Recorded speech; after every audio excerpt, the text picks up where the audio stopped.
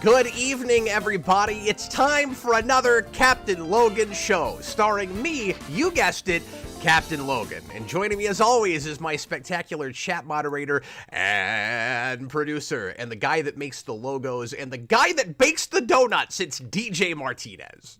Wow, I didn't know I had new responsibilities. You got to run those things by me first. But I like the new intro. That was really nice. Oh, thanks, man. Yeah, I just came up with that right off the top of my noggin. Mm-hmm. Yeah, we're making the Captain Logan show like a Taika Waititi film. Or a Jon Favreau film. You know, it could go either way. Yeah, we are. Nah, because I started with no plan whatsoever. Favreau was like, here's a script. That's not working out so great. We'll just make it up as we... Waititi's like, script? Don't even need no stinking lead-in topic. And, you know, there's a couple things I considered doing for this evening. People in the comments right now are talking about She-Hulk Season 2 being canceled, and we can talk about that if folks want to. I don't have much to say about that, except to say, I didn't even know there was going to be a She-Hulk Season 2. Yeah, you're real broken up about it. That's the main reason that I didn't want to feel that as the lead-in topic, because that'll take 5 seconds. It's 2 parts. Woohoo! And, they were going to make another season of that? I'd never heard that. We did a whole blind stream on that show, and I don't remember it ever coming up that there was supposed to be more of it. Which tells you how excited people were about it, and how, as you say, broken up they were going to be if it didn't get any more. Because nobody was like, I can't wait for Season 2. Yeah, I don't know. I haven't heard anyone. Maybe somewhere. Senior 6 says, so doing it for the money cap? Heavens no. Because if so, I would probably be doing something else. Or something else. Although, speaking of that, I will say I want to do, and we're going to get into questions pretty quickly tonight. I've got just a couple of little preamble things I want to do, and then we're going to start taking your questions. So throw them in, folks, any way you want to. Super Chat guarantees that we chat about whatever you want us to talk about, of course, and thank you guys, anybody who has done and ever will do that. We do appreciate all the support and keeping the train a-running here on Geekvolution. It does, help pay the bills and help, motivate us to do this. But it's not our primary motivation, most assuredly. But of course, leave regular comments as well. Tag at DJ Martinez or at. But what I wanted to say about where was I? I don't know. I had a great segue. It was working out so well until just now. What's ET? But speaking of money and not caring as much about that as other things, I did want to do a top super chatter gimmick tonight. So not a super chat goal, not for the full amount raised this evening if people leave super chats and don't feel the need to do that, of course. But if you do, it's super cool of you.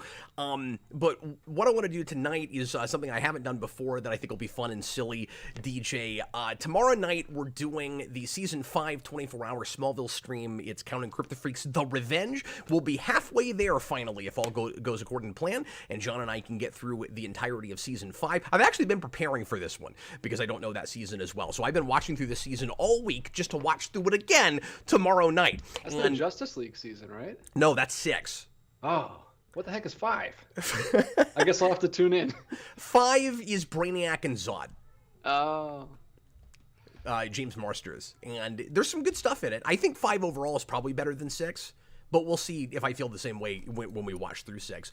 Anyway, top super chat goal tonight is when I finish with that stream tomorrow night, I am going to make a recorded message for somebody in my complete stupor after I've gone through an entire day of Smallville. So whoever leaves the most in overall super chat money tonight, if that happens, if we do have any and we have that person, when I finish Smallville Saturday, somewhere around 6 or 8 o'clock in the evening, I will stop everything and make a 5-minute message or so for you on any topic you'd like, or you can ask me a question, or you could just leave it totally blank and I will just ramble in my complete dazed, crazed stupor, and you'll get to hear really dead tired, sounds probably kind of drunk Captain Logan. Hey, Cap's finally getting on Cameo, and this is his announcement for it. That's true. It will be very cameo-esque. Yeah. Except at like the absolute worst time to make a cameo. Yeah, yeah. You just ask him to like sing "Happy Birthday" to your aunt or something. Alex Barron says Cap is basically just giving the top super chatter blackmail material. Yes, absolutely. You can play it for your friends. You can put it on your own YouTube channel. I don't care what you do with it. Take it home in boxes. Take it home in cases. If your parents try to stop you, just throw it in their play it in their faces. Play it in their faces. Yeah.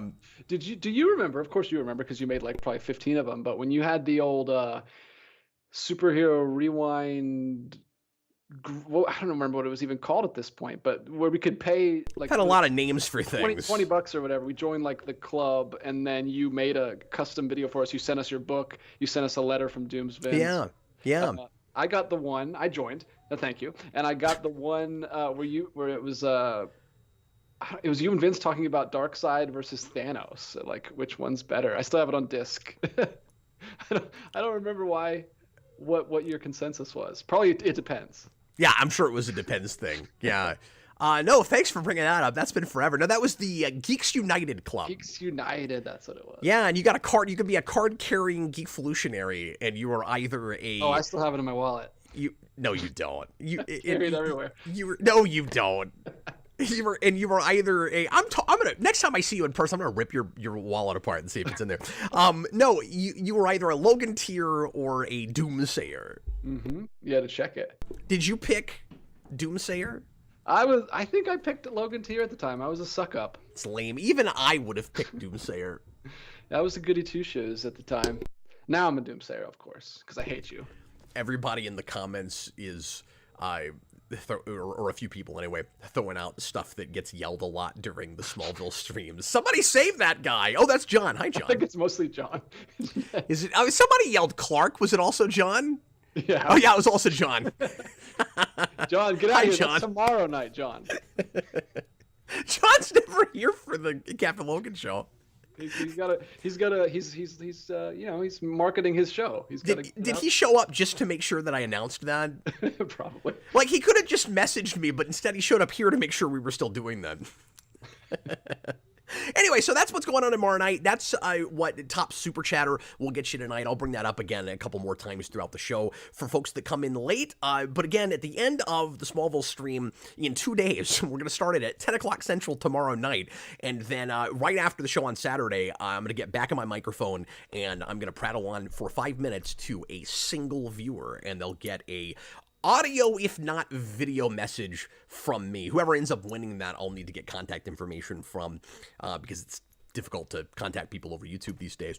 But anyway, so I want to mention that. And then the other thing I want to talk about is, and Ty is in the live comments tonight. So artist that I've been working with for a while on various things, Tyler Overall, he's spectacular. Such a good artist, and he's really good at cover parodies and aping other artists. He was doing some McFarlane stuff for me. We were working on a Smallville Spawn mashup project that unfortunately we're not going to be able to finish now for various reasons. But he's just not got the time to do the sequential art for that. Completely understandable. We're talking about packaging it in some other way at some point to show it to you guys. It's not a thing we can sell because of the nature of it. So I wasn't able to pay him for it. That was part of the thing. And so we're working on some other things, but we do have the covers that he did for that I will probably still do some giveaways for. I did a giveaway for the first Spawnville cover on the initial stream for Counting Crypt the Freaks the Revenge, and I might do another one of those at some point. But anyway, he has done a teaser poster for the Superhero Rewind movie, and I'm going to reveal it and show it to you guys right now. Are you excited? And it is another parody. It's a parody of a famous classic cover, and I'm not going to tell you right away what that cover is. I'm curious to see if people in the comments will recognize it and be able to tell us what that is. And then right after I show this and talk to you about it for a second, we'll go ahead and start taking questions and talk about whatever you guys want to for the remainder of the 2 hours tonight. But here comes, and there will be a couple of kind of hints at story things that will happen in the movie. I don't want to give away away too much and tell you too much about why certain things are appearing on this poster, but DJ, it's intended to be a teaser poster. I'm liking it so much that if we, and I'm not planning on it right now, but if we were to run discs for this, I would probably make it the cover. I like it that well. Awesome. Yeah, And really cool to do discs. And you've seen it. I have seen it. I saw it just yesterday. I feel cool. I'm part of the cool kids club. Yeah, you sure are. You haven't even read the script yet, but I need to send you that. No, unless you don't want to be spoiled, because I know how you are with that. He's like, I'm not even going to watch the trailer. I'm not even going to look at the teaser poster. Okay, here, you already saw it. Here is the teaser poster, and we're going to make this available so probably in January, shortly after the new year, we're going to make this available on the next fundraising stream, and I don't know what tier it's going to be at yet. I already promised the folks at the $75 tier from the last fundraiser stream, and we'll have the same tiers next time, and it'll be really similar if we do a Kickstarter down the road. Right now, I'm just doing these occasional live fundraising streams to see what we can raise to make the movie. We're already hip deep in pre-production for it. I just had a logistics meeting the other day with my with my assistant director, and trying to figure out who to make phone calls for, certain aspects of the movie. DJ, it's seeming even more complicated than I thought it was going to be. There's just so many nuts and bolts to the whole thing, and a lot of phone calls we're gonna have to make. And I'm really glad that I found a guy locally who knows, well, he found me through the channel, Chris Cole, who just knows so many different people in, like independent filmmaking and in, like the Renaissance Festival and, like local theater and all kinds of people who potentially could help us with this if they're interested in coming in and working with us. So, I'm really lucky with that. But yeah, so here is our, as Holy says, kind of old man Captain Logan teaser poster, and in fact that title is used in the film Old Man Captain Logan. Can anybody tell me what this is a parody of? I am in a Wolverine pose, and I am standing in for Wolverine. I'll say that much. And I am standing on a bunch of bodies, and we decided to make and that's that cover. We decided to make the bodies superheroes from movies that I like a lot, that I will kind of ruin the history of by my time travel shenanigans within the story of the Superhero Rewind movie. He got my tattoos right. Yeah. Good job, Ty. Look at that. My logo made it onto a teaser poster for a film. Yeah, in like a real kind of off the beaten path sort of way. We were actually thinking about incorporating it into the poster itself, but we decided to just leave it as the tattoo. We thought that would be kind of a cool way to do it. Yeah, it looks good. I like it. You look very angry. Yeah, and that's gonna really inform the tone of the movie. Like, my hope is that the movie itself will kind of have the feel of this poster. And the outfit that I'm wearing there will more or less be an outfit that appears in the film. You already have those pajama pants, right? I have pajama pants similar to it. They don't have yellow bats. Oh. If I can find that, I will, but I like the yellow bat so much I couldn't make him change it. I thought it looked really fun. So it won't be perfect, exactly 1-to-1, but... Yeah. That looks good, man. What is in your hand? Is that a bottle of Mountain Dew or something? Yes, that's a Mountain Dew bottle. But is it doubling as like a explosive bomb or something? No, I think he's just got Mountain Dew coming out the top of it. Maybe I shook it too much. I don't know if that would happen in a glass bottle. I mean, I guess it would. I guess it wouldn't matter what the bottle was made out of, right? It's just carbonated beverage. I guess so, yeah. I don't know if the pressure has anything to do with the bottle giving. I'm not sure either. That's why I said that. And then that's a 64 controller on the other side, which is very, very relevant to the plot of the film. Sweet. As you'll see. It looks awesome, man. I love the line work. Yeah, it's spectacular, and real heavy lines, just like that poster or that cover. Nobody's mentioned it yet, so I'll just tell you guys what that is.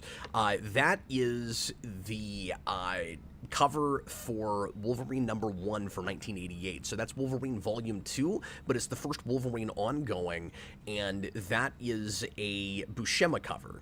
He does the initial run of that book.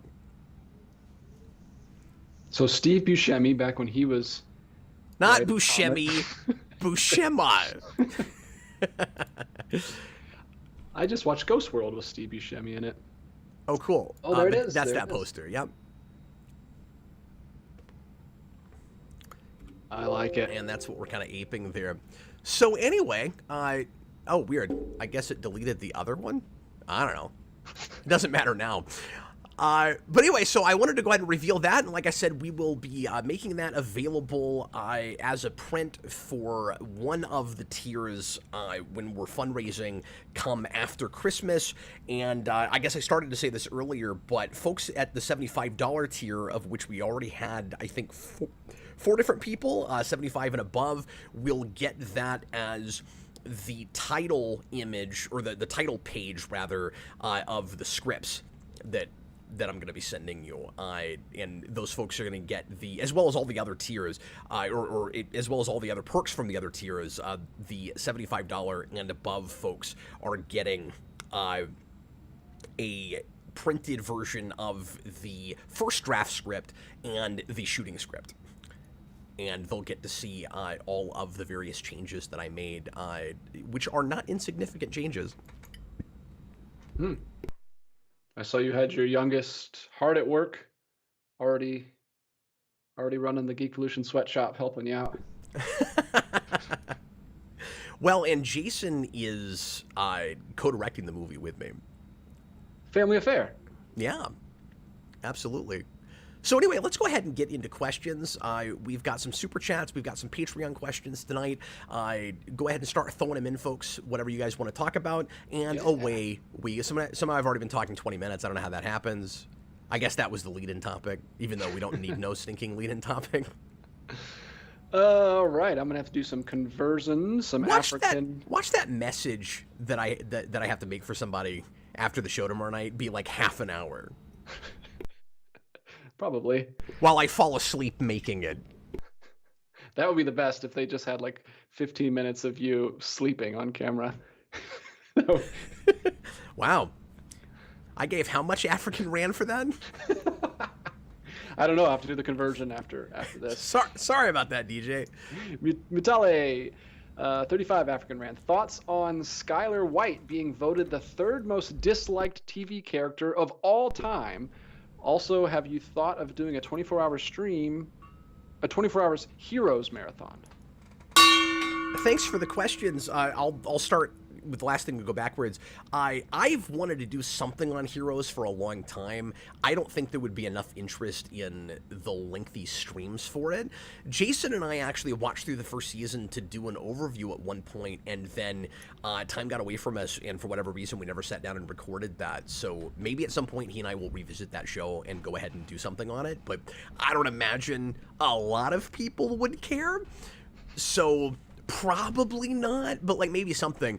And like I don't like anything after the first season, so if there was enough interest, it would be fun to do some of the rest of that, just because it gets so bafflingly bad, particularly season 3, and then 4 turns around a little bit, and then 2 is just boring, but and then the revival is nonsense. So yeah, I've seen all of that, but yeah, at some point I'd like to do something on that show, but I don't know what. Now maybe a mini marathon. I guess I could see doing that, but not the 24-hour stream thing. We have too many shows we want to do that with, and John and I are already talking about what we're going to do after Smallville. And like I can't commit to monthly, I have found, with that, just because of, you know, family trips and like we have enough weekends that get covered up that it's difficult to promise it monthly. I was going as close to monthly as possible, and I've been able to track it about every couple or 3 months.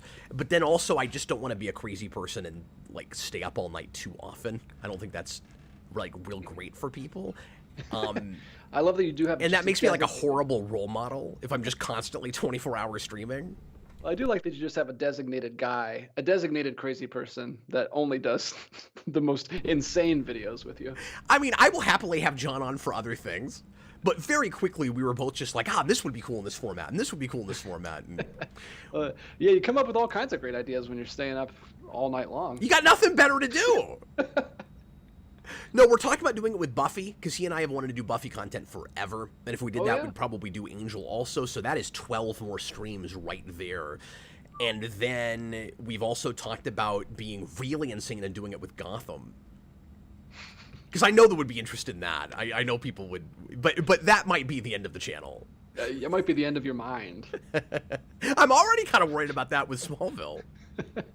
Yeah, you've already done the good seasons. Yeah, that's my humble opinion, is that we've already done the good seasons. Although 5 is, I don't know, I'll obviously talk about this a lot tomorrow night, but like 5 is awkward because I simultaneously am enjoying it and it's infuriating me. And I know that just in general I have that love-hate relationship with Smallville, but like I told John this, there are episodes that I will flip my sign green and scream at for much of the episode. Where like it's enjoyable, but it makes no sense. Yeah, well, sometimes that's the enjoyable part. Yeah, but that's not even what it is. It's just it's more watchable. Like it feels like the cast and crew maybe kind of cares more and is more into the material that they're making. But and there's some, I don't know, kind of fun out there ideas. But it feels like a lot of the dialogue is really phoned in. No, so maybe just the writing's not there, but everyone is excited to make it. That's kind of what it feels like. Yeah. And then just like really lazy, shoddy plotting, which we've had some all the way through, and 4 really has that. But 5 is like, here's more fun concepts, but we're still gonna plot like that. Like that's what it feels like. So anyway, what was the other part of his question?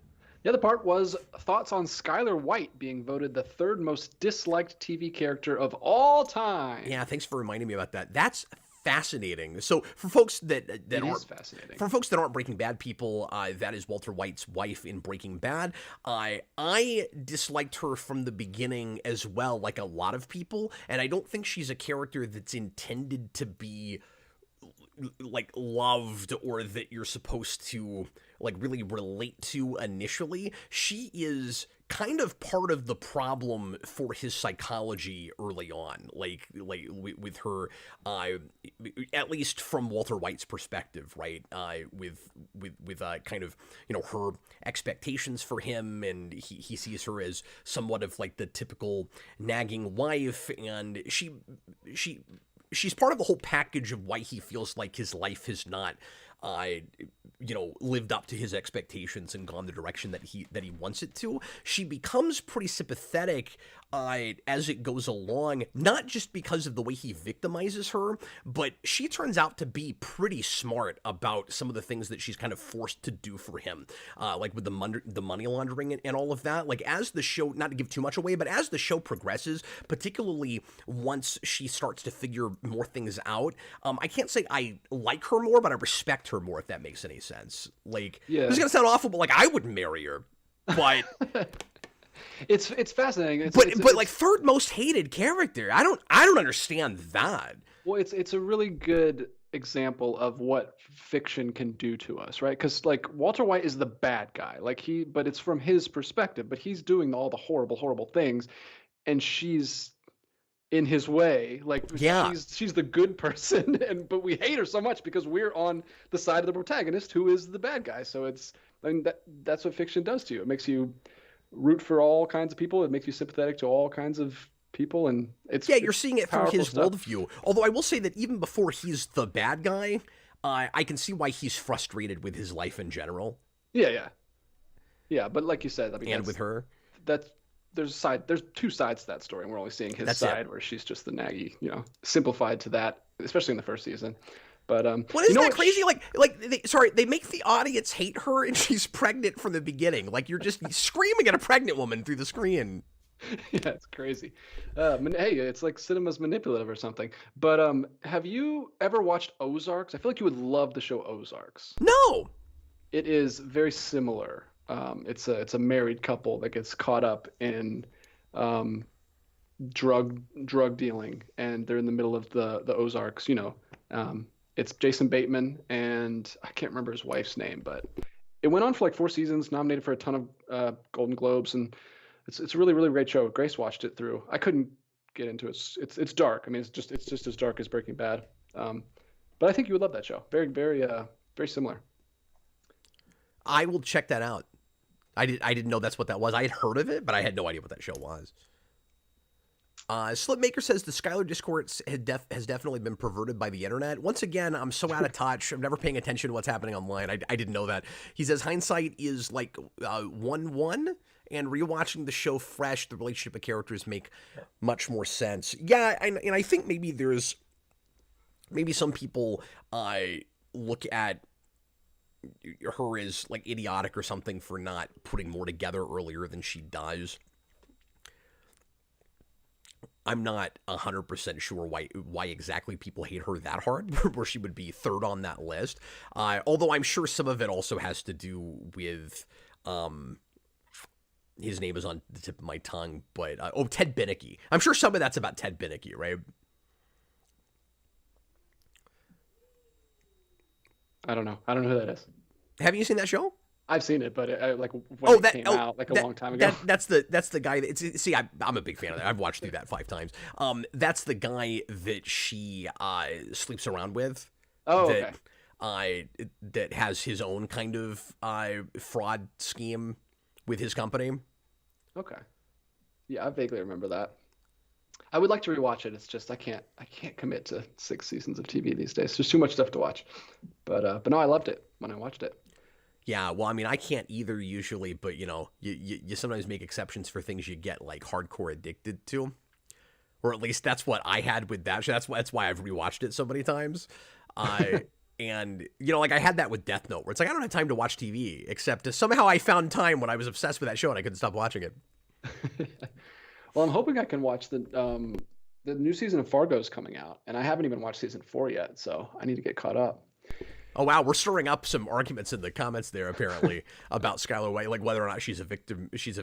And somebody suggested that it's not like black and white. I agree with that. I would still describe her that way, but it doesn't mean that she doesn't have, faults and that she makes all the right choices.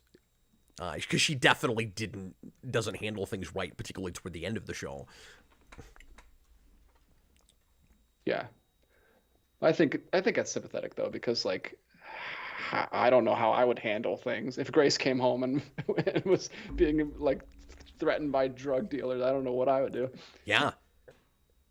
Well, and what do you do when you're threatened and pressured like by him specifically? It's not just that your lives are in danger because people are coming after him. It's that he is a danger. He says that he is the danger. Yeah, exactly. That's part of what makes it scary. Yeah. Oh, crazy stuff. Yeah, check out Ozark. I'd like to see I like to know what you think. But I saw like the first few episodes, but Grace finished it. Maybe watch it with the new baby. whenever she's born, you guys can sit back and watch Ozark together. Yeah, I always end up watching a lot of TV when I'm taking care of babies. So. All right. Okay, great. Gives us $5. Oh, thanks, man. Netflix Marvel shows versus Disney Plus Marvel shows. What were the pros and cons of both? Which will have the better legacy going forward? Well, I don't think there's any really argument to be had there. Like, it'll definitely be the Netflix Marvel shows, even though they fall off so hard, because at their highest highs, there are like heads and shoulders and like 55 points above Marvel's highest highs. Like WandaVision is good. Hawkeye is good. Miss Marvel, what I've seen of it is fine. Several of those shows are like god-awful and got god-awful well before Netflix Marvel was god-awful. It was more of a slow burn to mediocrity in that department. And Iron Fist is just like bad. And Defenders. But even Defenders is more watchable than Iron Fist. And then you get to like Jessica Jones season 2, which is Iron Fist bad or worse. I mean, it does fall off a cliff, absolutely. And I think it starts to I don't want to say it even comes back, but like the second season of Punisher wasn't awful. It was just really slow. So it's a mixed bag, too mediocre, too bad by the end. But how long has Disney Plus Marvel been going? A couple of years? And how long did it take for people to not care? Much sooner than with Netflix. So yeah, that'll definitely have the better legacy, and it won't have anything like an untarnished legacy. But my prediction is, unless things really turn around for Marvel, for MCU, and they start putting out some shows that people really care about, in which case, let me say this real quick, in which case you'll have like this divide where there'll be like that early growing pains era, and then maybe they figured it out, or it's just real hit and miss after that. I don't think people will necessarily lump all of that stuff together. With Netflix, it'll be, there's the couple of shows that were really critically acclaimed that people love that they go back to, or even a couple of seasons, right? Daredevil season 1, 3 people like okay, but I think a lot of people never even bothered to continue with that show and finish it, right? So like Daredevil season 1, to Jessica Jones season 1, and maybe to some degree Luke Cage season 1. And then everything else people will just sort of forget about and have kind of forgotten about, I think. With Disney Plus, it'll be the MCU is movies, and then and then they have some shows, you know, and for a couple of minutes it felt like they were going to be really important, and then we just all stopped paying attention to them. So like I think WandaVision will stay kind of remembered because it was a really good start, but then after that I think it's going to be a lot of and then they had those shows, like maybe for some people Loki, but I think it's going to be a lot more divided. You know, I think like I don't think anything has been like universally loved the way Daredevil was. Yeah, it's actually surprisingly, it's interesting how similar those runs went. Like, just the way that they just started out with so much interest and died off. Like, it's a bummer. I wish they would have handled it smarter the second time. Yeah, well, and don't get me wrong, because you are right when you say that they made similar mistakes, but Disney Plus somehow screwed the pooch a lot faster because they made more faster. But Netflix made that just crammed into 2 years instead of 4 years. Well, Netflix made, and how did they not learn anything from the mistakes that Netflix made? Because they actually made the same mistakes. Disney just did it a lot faster because Netflix went, Daredevil's, and like they planned 4 shows and they were going to have Defenders, but they started like rushing them and cramming them out real quick because that was so successful. So it was an oversaturation problem. And just, and deadline problem where they're not good because we're trying to get them out so fast. The exact same problem. It's so weird. Yeah, well, and you have that decompression problem too, much faster with Disney, but it is kind of that same problem. You know, in some ways, Secret Invasion feels like it's trying to go with that old Netflix model, but even more baffling than Iron Fist. Oh, wow. That's crazy. Because it's like insulting at the same time as it's boring. And I don't remember finding Iron Fist insulting. I just thought it was uninspired and dull, and supercut of all those like boring business meetings. Good Lord. Yeah, right? Like, we don't care. Yeah, and like subplot upon subplot that did not matter that you didn't get. Like from the beginning of that show, it decides that that its supporting cast is an ensemble cast, and I'm like, I don't care this much about what's her face that's played by the woman from the Matrix. Like I don't care. And then she gets Hogarth or something. Hogarth, there you go. And then Trinity Hogarth, and then she gets even a lot more screen time and a whole bigger subplot in season 2, and you're like, what is happening? Like, why do I care about her? And like just the most unlikable, like barely there main character of any show ever. He's just like, he doesn't get anything to do but like mope around. It's so annoying. And I should also say that if Daredevil Born Again is not great, I don't mean if it's bad. I don't mean if it's dreadful. I mean it has to be great. That really solidifies Netflix as the more memorable and overall better regarded, just by default. because it's just a remake of that show.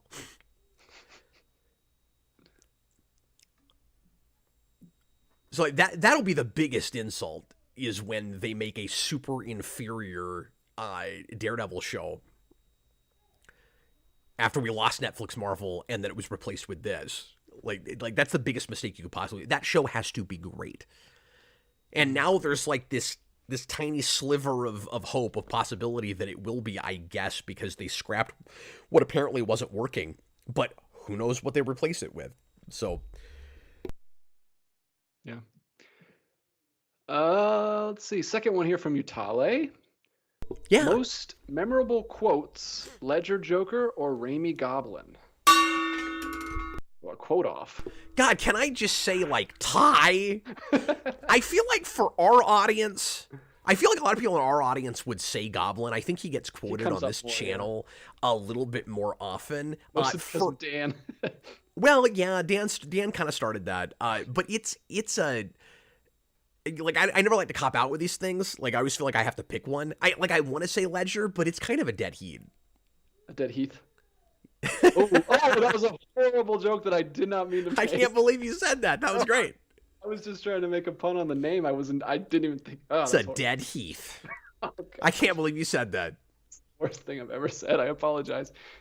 Yeah, actually, I was really appreciating the pun until I thought about it. I was like, no, that was in bad taste. See? But then... Same page. I did the same thing, but then there's a part of me that wants to make the really terrible joke and say too soon. No, that's awful. Apologies. Rest in peace, Heath Ledger. Anyway, I don't know what like what do you think? I think, I don't know, because Dark Knight's a better movie, like it's harder for me to just take things out of context completely. Like I see the scenes when I say his quotes, but like with Goblin, he doesn't know what he's doing and he makes no sense anyway. You can just say anything he says in that movie and it's funny. Definitely more one-linery. Yeah. You can say anything. Like, I mean, just watch No Way Home. They did it the whole time.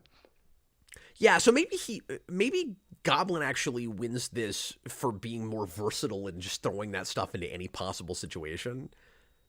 Yeah. Alex Barron said a very poor choice of words. A very poor choice of words. Well, he's making an argument for Joker there. He really is, because he got that into the context of the poor taste joke that you made. Accidental poor taste. Yeah, we should probably shut down now. We're gonna get canceled. It's all over now. Oh, the stream's been demonetized. Top Super Chatter gets an apology. Anyway. But no, they're both great and they both have fun voices to do. So yeah, absolutely. No, that's a question for the ages. Depends. It depends what mood I'm in. No, that's really good. I'm gonna blow up a hospital. Out, am I? We just need to get them together. Yeah. In a movie. Or let's do Joker lines in the Goblin voice and vice versa. Oh, God, that's difficult. Harvey! Anyway. I'm something of a scientist myself.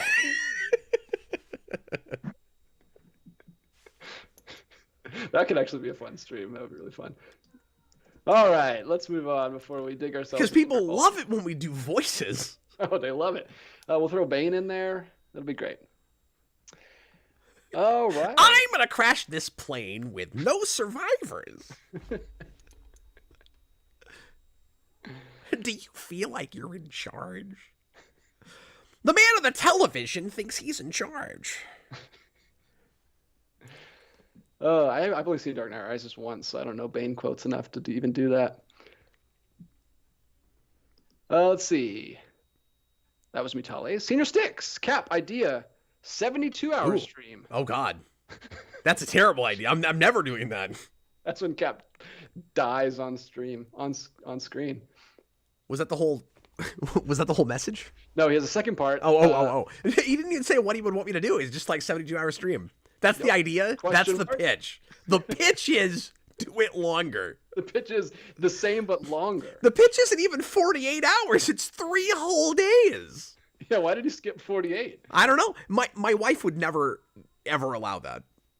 I don't think nor should she. Safe for your health. No, it's not. It's not. I mean, the 24-hour thing is already really pushing it. Well, he didn't say he couldn't sleep. He just said you have to be on stream. You have to stream the whole time. Yeah. Man. Back to formula. There you go. That's the perfect one. Now that you really pissed me off. Do what you need to with her and broom her fast. And broom her fast. Oh, goodness. What has happened? What has happened? Mutali, you've completely gotten us off the rails. Anyway, what was the second part of that? Second part was... I hope it's as ambiguous and a really bad idea that will put me in the hospital. Go ahead. All right. Well, he maybe. I don't know. It depends on how bad my baking is. He says, when does DJ make the donuts? Oh, he's making them right now because it's a euphemism. It's a euphemism, folks. It is. He's rhetorically making the donuts, the rhetorical donuts. It's not an innuendo, just a euphemism. Right. Euphemistic donuts. Don't get any ideas.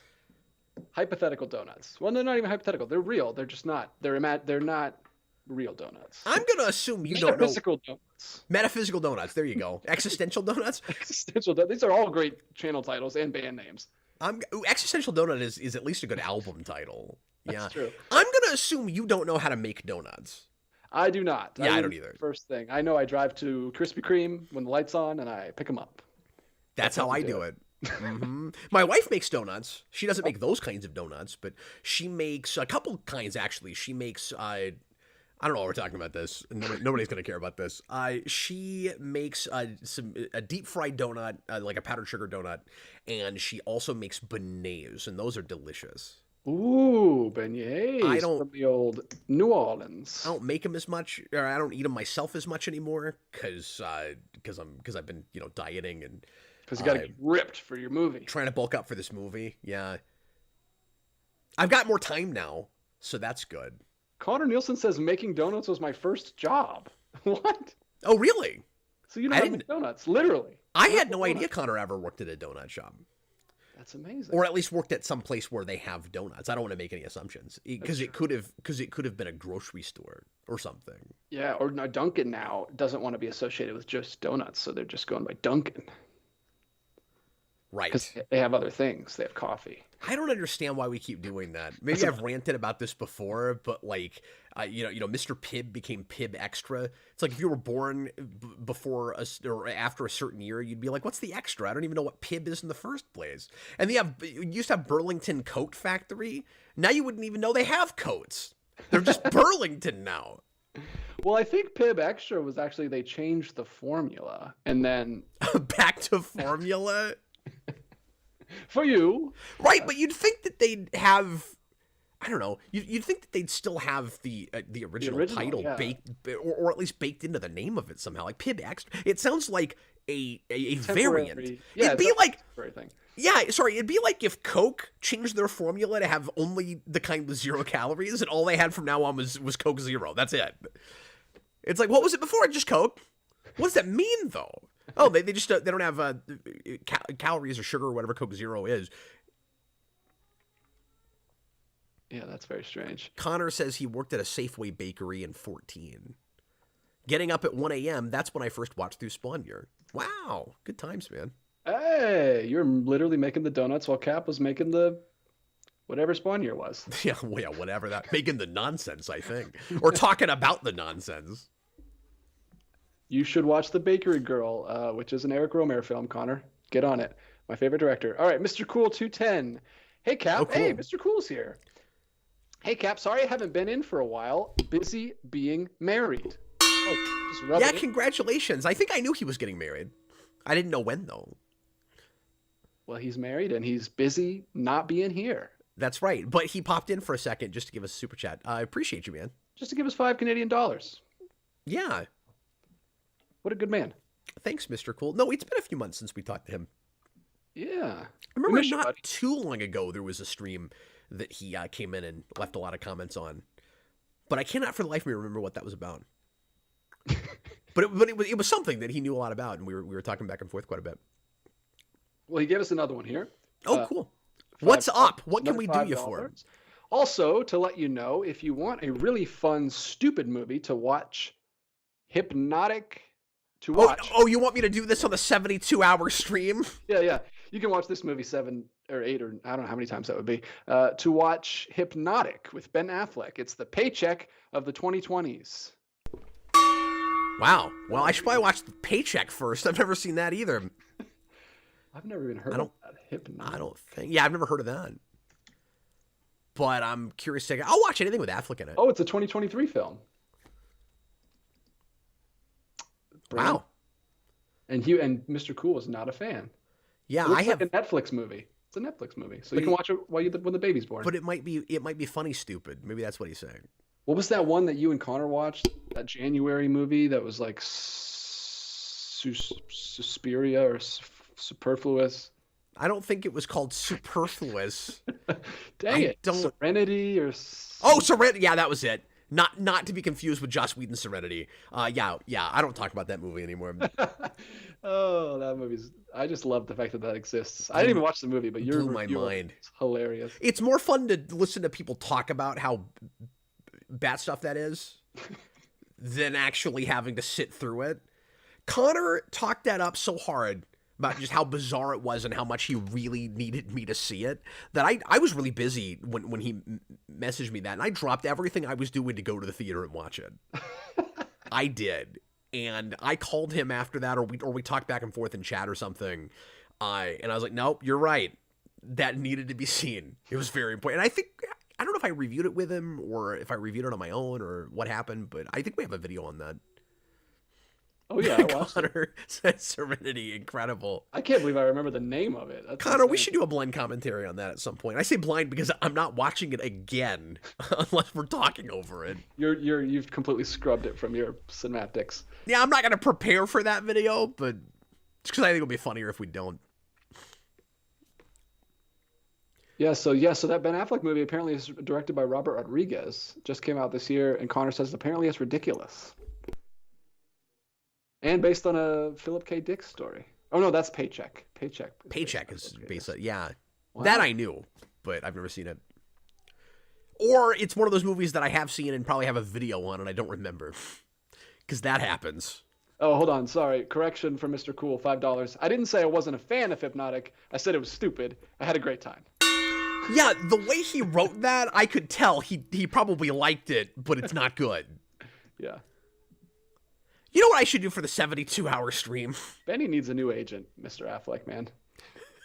Yes. Yeah, you know what? I said I'd watch anything with Ben Affleck. I probably shouldn't say that. I probably shouldn't watch anything with Ben Affleck. Well, you just like that old Superman, not Superman film, but, with the Superman, George Reeves film. Yeah, that's a great movie. What is that called? Tomorrow? No. The most forgettable title ever. I don't know. I can't remember the name of that movie right now. Somebody will tell us. Somebody, you know what I should do for a 72-hour stream? I'm never going to do that. But that would be 72 hours of Serenity. That would be Batman 89 over and over again, right? Oh, yeah, there you go. That's what that would be. That might ruin the movie for you. I feel like if anything could, it's that, and when that doesn't, nothing possibly could. That means I could watch it every day for a year and be fine. If I could handle that. Hollywood Land, that's what it's called. Hollywood Land, there you go. Speaking of Ben Affleck, I just bought a Ben Affleck movie from 1997, a very early Ben Affleck movie. Oscilloscope Laboratories just put out this really cool release of it. The director did a cut like last year, like a recut of it. I've never seen it, so I bought it. What is it? It's called Going All the Way from 1997. I've never heard of that. It's like a really cool coming of age, like set in the 70s, like after like Vietnam. I don't know. It seems cool, so I bought it. So because they were having a sale. Tell me how that is. So I will. I mean, when you see it, Cinematographic told us that the movie was called Hollywood Land, and AMC Comics incorrectly called it Hollywood Man, which sounds like a great superhero movie that nobody's made yet. Hollywood Man. That sounds like a sequel to The Return of Captain Invincible. Yeah, it does. I showed my wife some clips from that the other day, just randomly. I was like, I got to show you this crazy movie that Cap showed me. Oh, she's got to watch it. She's got to watch it cover to cover. It's great. I showed her the BS song that happens pretty early on where I was like, what are you showing me? I can't believe your wife loves this movie. And then I just showed her the trailer after that so she could get a sense of it. I could tell it won you over though. Oh yeah, I had a great time. I'm really glad that I got to show you that in person. Oh, it was great. I got to get my hands on that physical copy. I hope it's not too hard to get now. I don't know. I haven't looked at it. I'll have to check it out. Yeah, I've got one, so I haven't looked back at it. But my worry was, that being a Severin thing, that would be another one of those. If you didn't pre-order it in the first place, it's hard to get. But I think Severin makes a good amount of them. I don't know. I'm not sure, but it's not Death Crocodile or anything. No. Hopefully that's got a big enough run. What is that? They're a much smaller, like, offshoot label of Vinegar Syndrome that... I thought that was the name of a movie that they only made, like, 5 copies of. That's what I thought you were going to say. No, Death Crocodile's a label, and they have a lot of films that I like, and then they go out of print, like, immediately, and now they're, like, very expensive, but... Anyway, let's get back to Mutale. Favorite Thor movie suit? Oh, Thor. From the first one, easily. For a split second, I was like, he's got different ones? Like, I guess he does. Increasingly worse and worse as you go on. I guess I haven't paid as much attention to that as other folks have. Like, I'm sure while I was watching them, in the theater, I was thinking more about that. But just right now in the moment, I'm struggling to remember what's different about them in each film. Really. I'll give you the rundown. Yeah. So, first movie, we start out great. They have the full suits. They have the armor down his arms. They wear their helmets for the only movie ever. Loki wears his helmet. Then we get to Avengers, and then he doesn't wear his arms. He's just like got a sleeveless version of his costume on. He doesn't wear the cape for most of the movie. He doesn't wear a helmet, or he's just like. Is that true? He doesn't wear the cape? Thor guy. When they're just like chilling in the. I mean, he wears it at the end in the fight. But I'm such a fake fan. I never noticed it. And then by the time you get to whatever 11 Thunder, he looks like a Power Ranger. Like, do you at least remember the like blue and gold like crazy suit he wears in 11? I didn't see 11 Thunder, but I've seen like pictures of it. Yeah, vaguely. I think I was distracted by other things with that movie. Yeah, he looks like one of the like Zeus. I think I was distracted by Zeus. In Love and Thunder, he looks like one of the other guys who's on the team in Mystic Force that's not a human. Yeah. Like that's hilarious. Shiny blue and gold. Like that might as well be a Power Ranger movie. But I'm for my money, it's the first one. But what's he wearing in Infinity War? Ragnarok, he's not even wearing like anything. He's like shaved his hair and he just is wearing like a tank top. He looks. Well, I was gonna say he's got a T-shirt for part of that.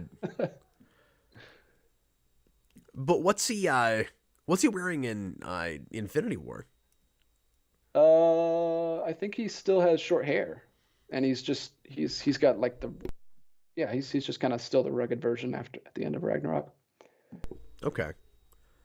And his costume's like dark. There's like no color to it. Which makes sense, I guess, for that movie. Because I thought I remembered liking that one okay, but I can't really speak to it without looking it up because it's just been too long. Yeah, it's just basically all black, and then with no helmet in Infinity War, which is kind of a cool look. Oh yeah, it is black. But at least they brought the chainmail arms back. That's cool. Yeah. The first Thor was really cool though. Like he Power Ranger morphs. Like he like suits up and like the chainmail goes like down his arm. Do you remember that? Yeah. No, it's cool. They should have kept doing that. It's like magic. No, I feel like a real fake fan here. I haven't watched the Thor movies in forever. I could be spitting all kinds of nonsense. Let's see. What do we got? Yeah, no, it's probably got to be the first one as I'm going back and relooking at some of this stuff.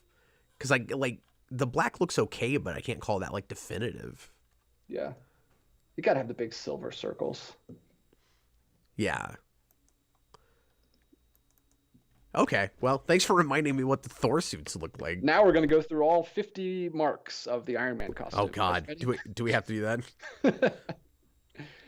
All right, let's see. Connor Nielsen, $4.99. Thanks, man.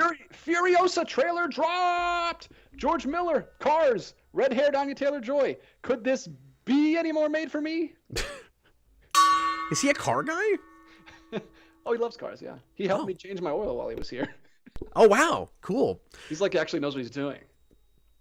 Good job, Connor. Way to have practical skills. Unlike me, I have none of those. No, we're YouTubers, man. We don't need those. So yeah, apologies for what will seem like a wasted super chat because I didn't even know about that. So Well, it wasn't wasted then because he's telling you about it. maybe Connor mentioned it to me at some point, but I don't remember that. So I don't know. I'll have to look at the trailer. I haven't heard anything about it. Yeah, it's I still haven't seen Fury Road. I gotta catch up. Gotta do my homework. Oh, it's that. Okay. Sorry, I'm caught up now. That's what Furiosa is. Okay, sorry. I mean, it's been, what, 8 years since that came out? Oh, yeah. Was that 2012, 14? And I never saw the other Mad Max movies, so for a second I didn't even know what we were talking about. Yeah, it's that spin-off for That's right. Fury Road. Yeah, and that spin-off was in the works forever. I mean, I feel like that was announced like a year or two after that movie, was it not? Feels like it. It's been a long time. I watched George Miller's movie. No, I'll definitely check that out. Connor, I'll review that with you absolutely if you want to. Oh, Connor's yacked out of his mind over here. He's freaking out in the chat. Well, he may not want to review it with somebody that didn't even remember what the name of that character was, but if you'll do it with me, I'll totally do that. Your best reviews are when you're on the opposite end of the spectrum. The Marvels review was amazing. I loved it so much. I've rarely been more embarrassed than during that, and I don't want to talk about it anymore. You had me wanting to go see it at the beginning, and then Conor came on and just like destroyed it. I was like, oh my god. and I love that he didn't, because like, full disclosure, being honest, if you had come on and been that so excited about it, I would have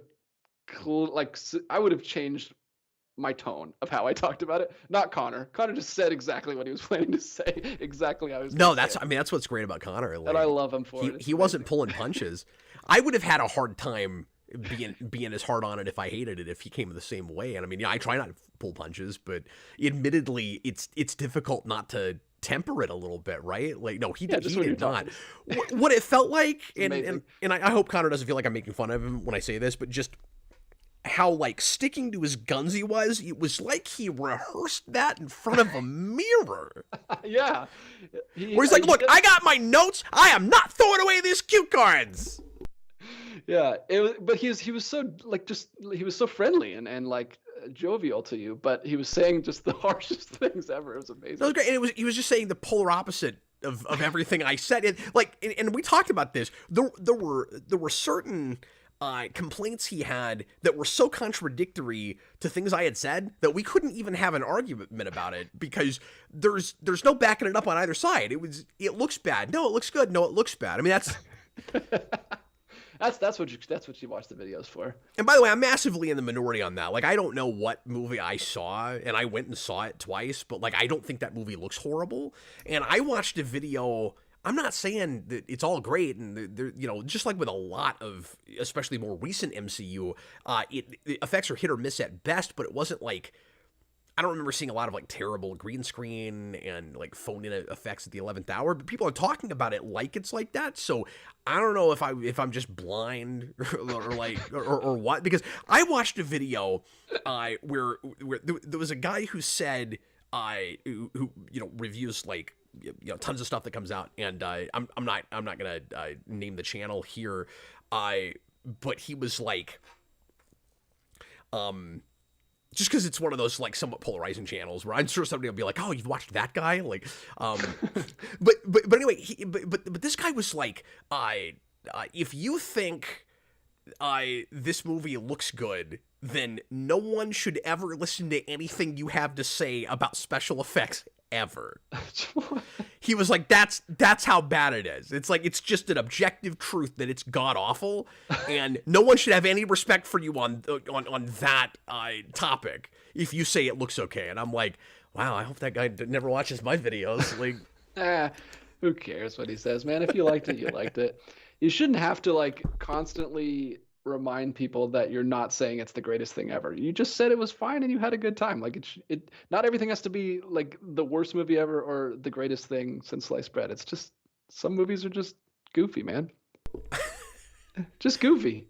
Yeah, well, that's that subjective. I just had the feeling I had while I was watching it, right? Because I mean, well, especially because you liked it twice. Like, that's really cool. Like, that it wasn't completely ruined for you. It somehow was not completely ruined, even though I spent a lot of time asking questions and complaining about stuff.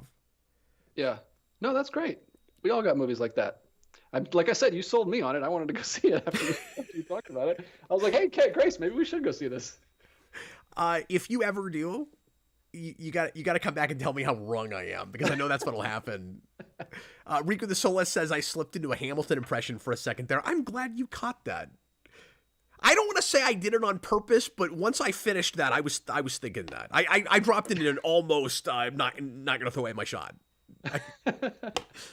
Hey, we are at an hour. Let's go ahead and take our obligatory 4-minute break, and then we'll be back for a round 2, answering your questions. And for folks that have come in late, thanks for being here. Thanks for hanging out with us. We're going to go on a break. We'll be right back and answer more questions. And for the top super chatter of the evening, I am going to record a short 5-minute or so voice message for you on Saturday after I have streamed watching Smallville for 24 hours. So you'll get to and you can ask me a question, you can ask for a short topic for me to talk about, and you'll get a message from a very tired, completely out of it, probably won't be remotely coherent Captain Logan. So that's what I'm doing for the top super chatter tonight. And DJ, do you know offhand who is leading right now?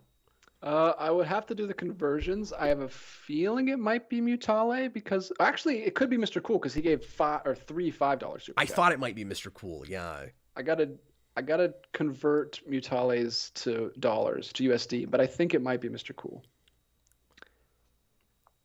And unless Conor wants to tell us about any more upcoming movies that are coming out, and just chime in, that'd be great. Yeah, if you can think of any more movies that at the moment I have no idea what it is, and then I think for 5 seconds, oh, that's right, I know what that is. What other spin-offs are happening? Okay, we'll be right back, everybody.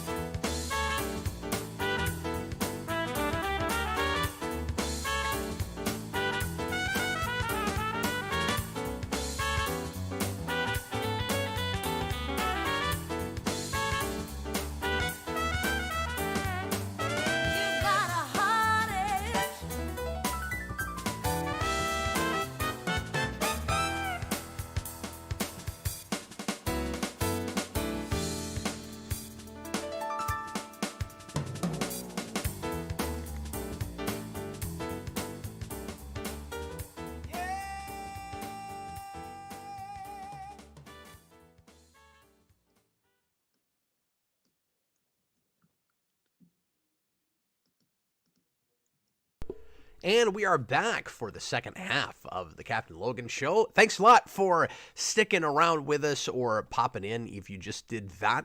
Once again, I want to announce that tomorrow night at 10 o'clock Central, John and I are going to start another Smallville Gauntlet. We're watching through Season 5 all the way into Saturday, watching the entire 22-episode run of that season, and we will be halfway through the whole show, and we should be able to cover the rest of the series next year. And, I've got another kid coming. It's difficult to tell how much time next year I'm going to have to take off overall, but my goal is to at least get through that much. Of course, I'm filming a movie next year as well. But if it goes really well, if we're able to do them, every couple of months or even a little bit better, we might even be able, DJ, to get started on a second show. If not, having to wait until the beginning of 2025, but we are talking about doing another show together after that with these 24-hour streams, and we've really been enjoying them, and thanks to everybody that's come out for those. They've been doing really, really well for us. DJ, I went back and looked at numbers recently for those because I hadn't actually checked to see how well they were doing, and the first part of, because I have to split them in two, the first part of the season 1 stream has 5,000 views already. Hey! And I'm really excited that it's doing that well. That's great, man.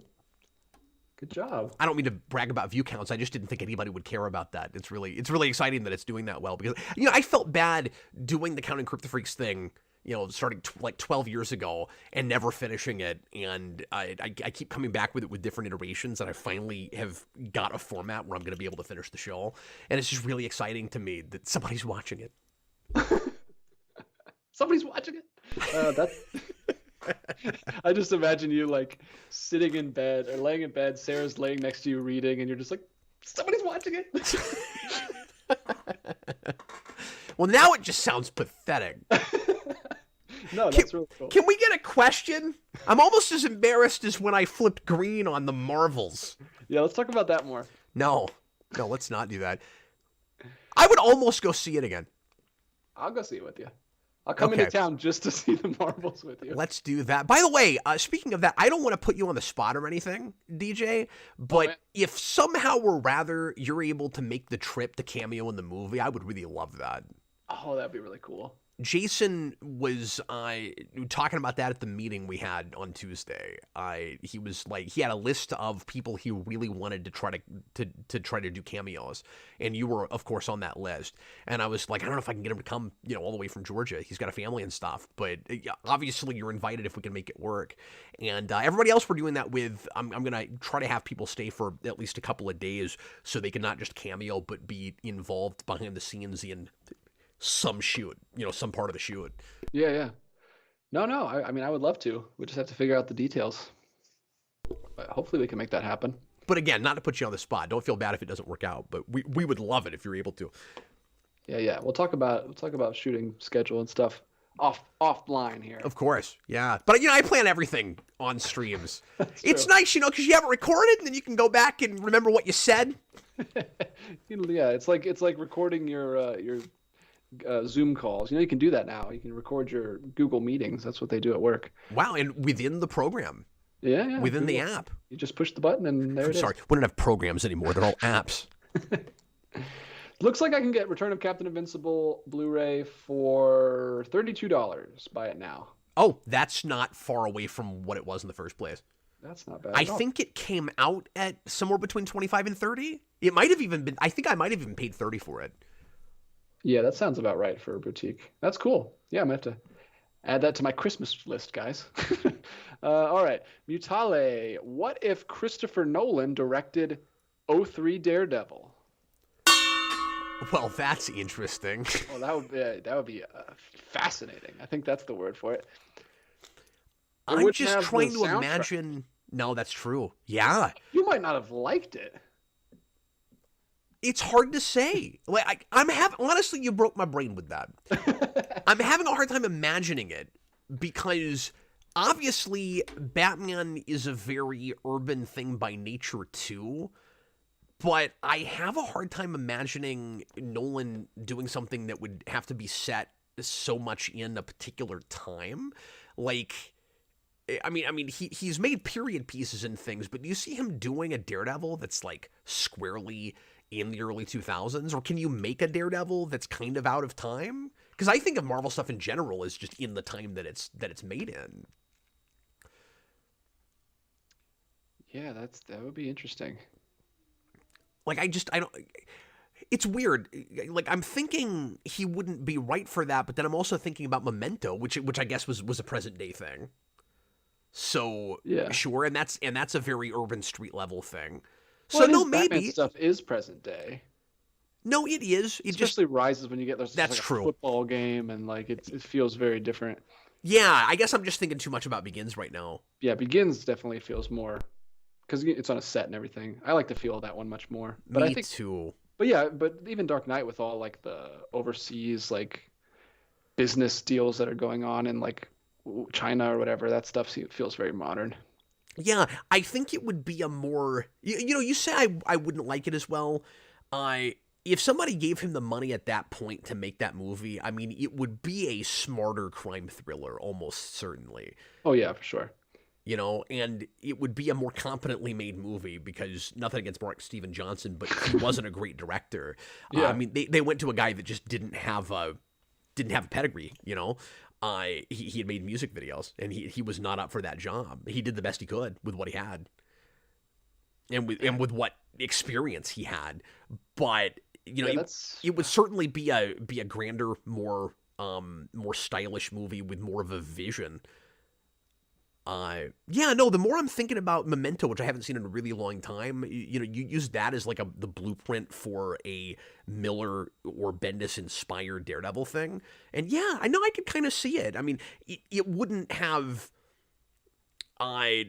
probably the like James Bond inspiration that Batman does. It'd be interesting to see what he went to, like what his inspirations would be.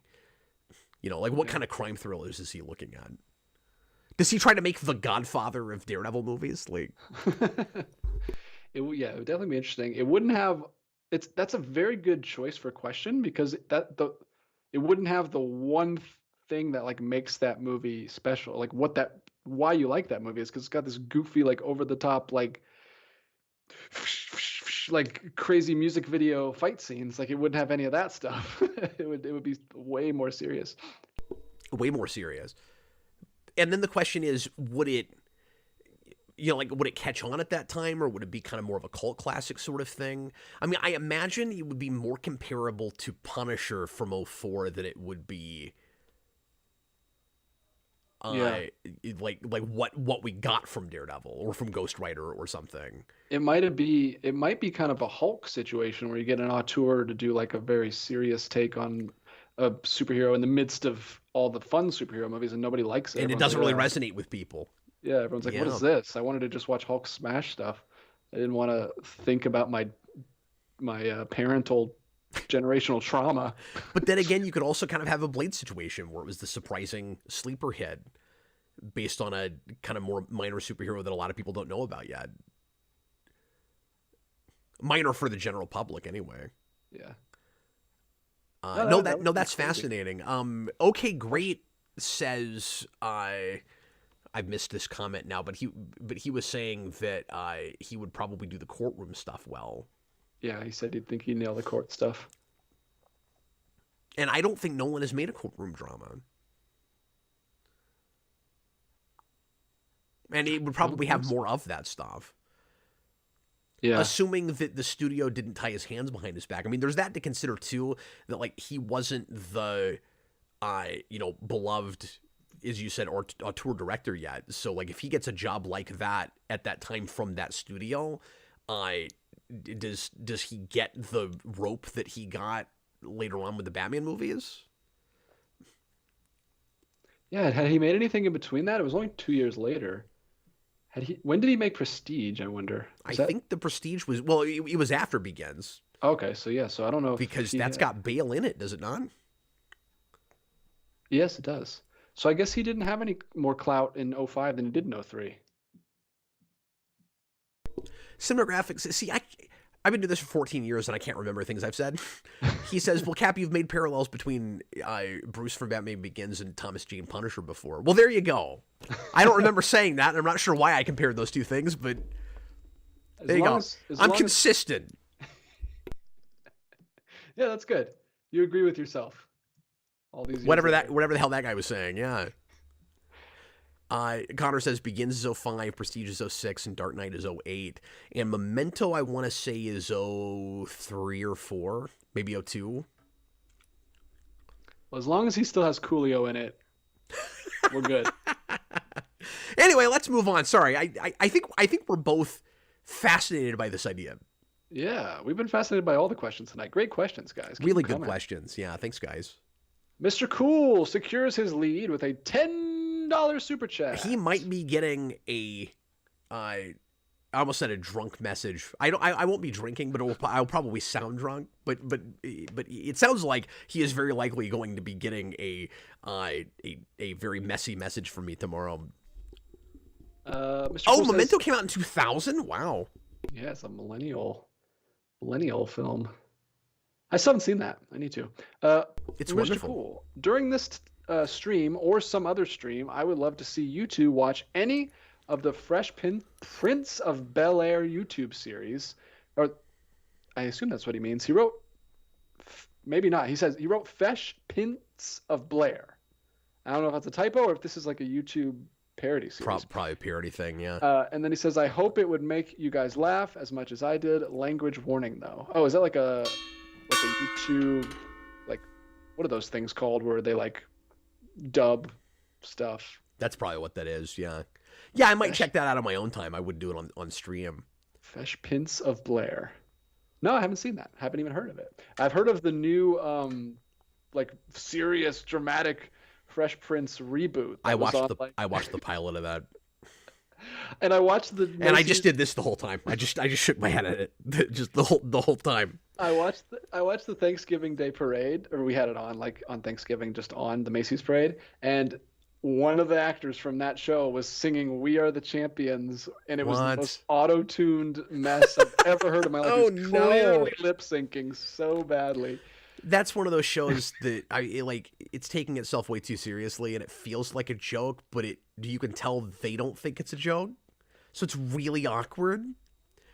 And like people are liking it. I think it might even be winning awards or something. I know it was doing really well ratings wise, but I couldn't take that seriously. And I thought that main guy was like acting his ass off, and I was like, I wish you were in something better because you're really trying. Well, hopefully he'll get something better. And it just felt like such a joke, you know. It's like this serious parody of a comedy in the first place. Because I think the story behind that is there was like a trailer or a fake pilot made on YouTube, and then Will Smith went and worked with the guy who made that to make it a serious show. Oh no! I think that's what happened.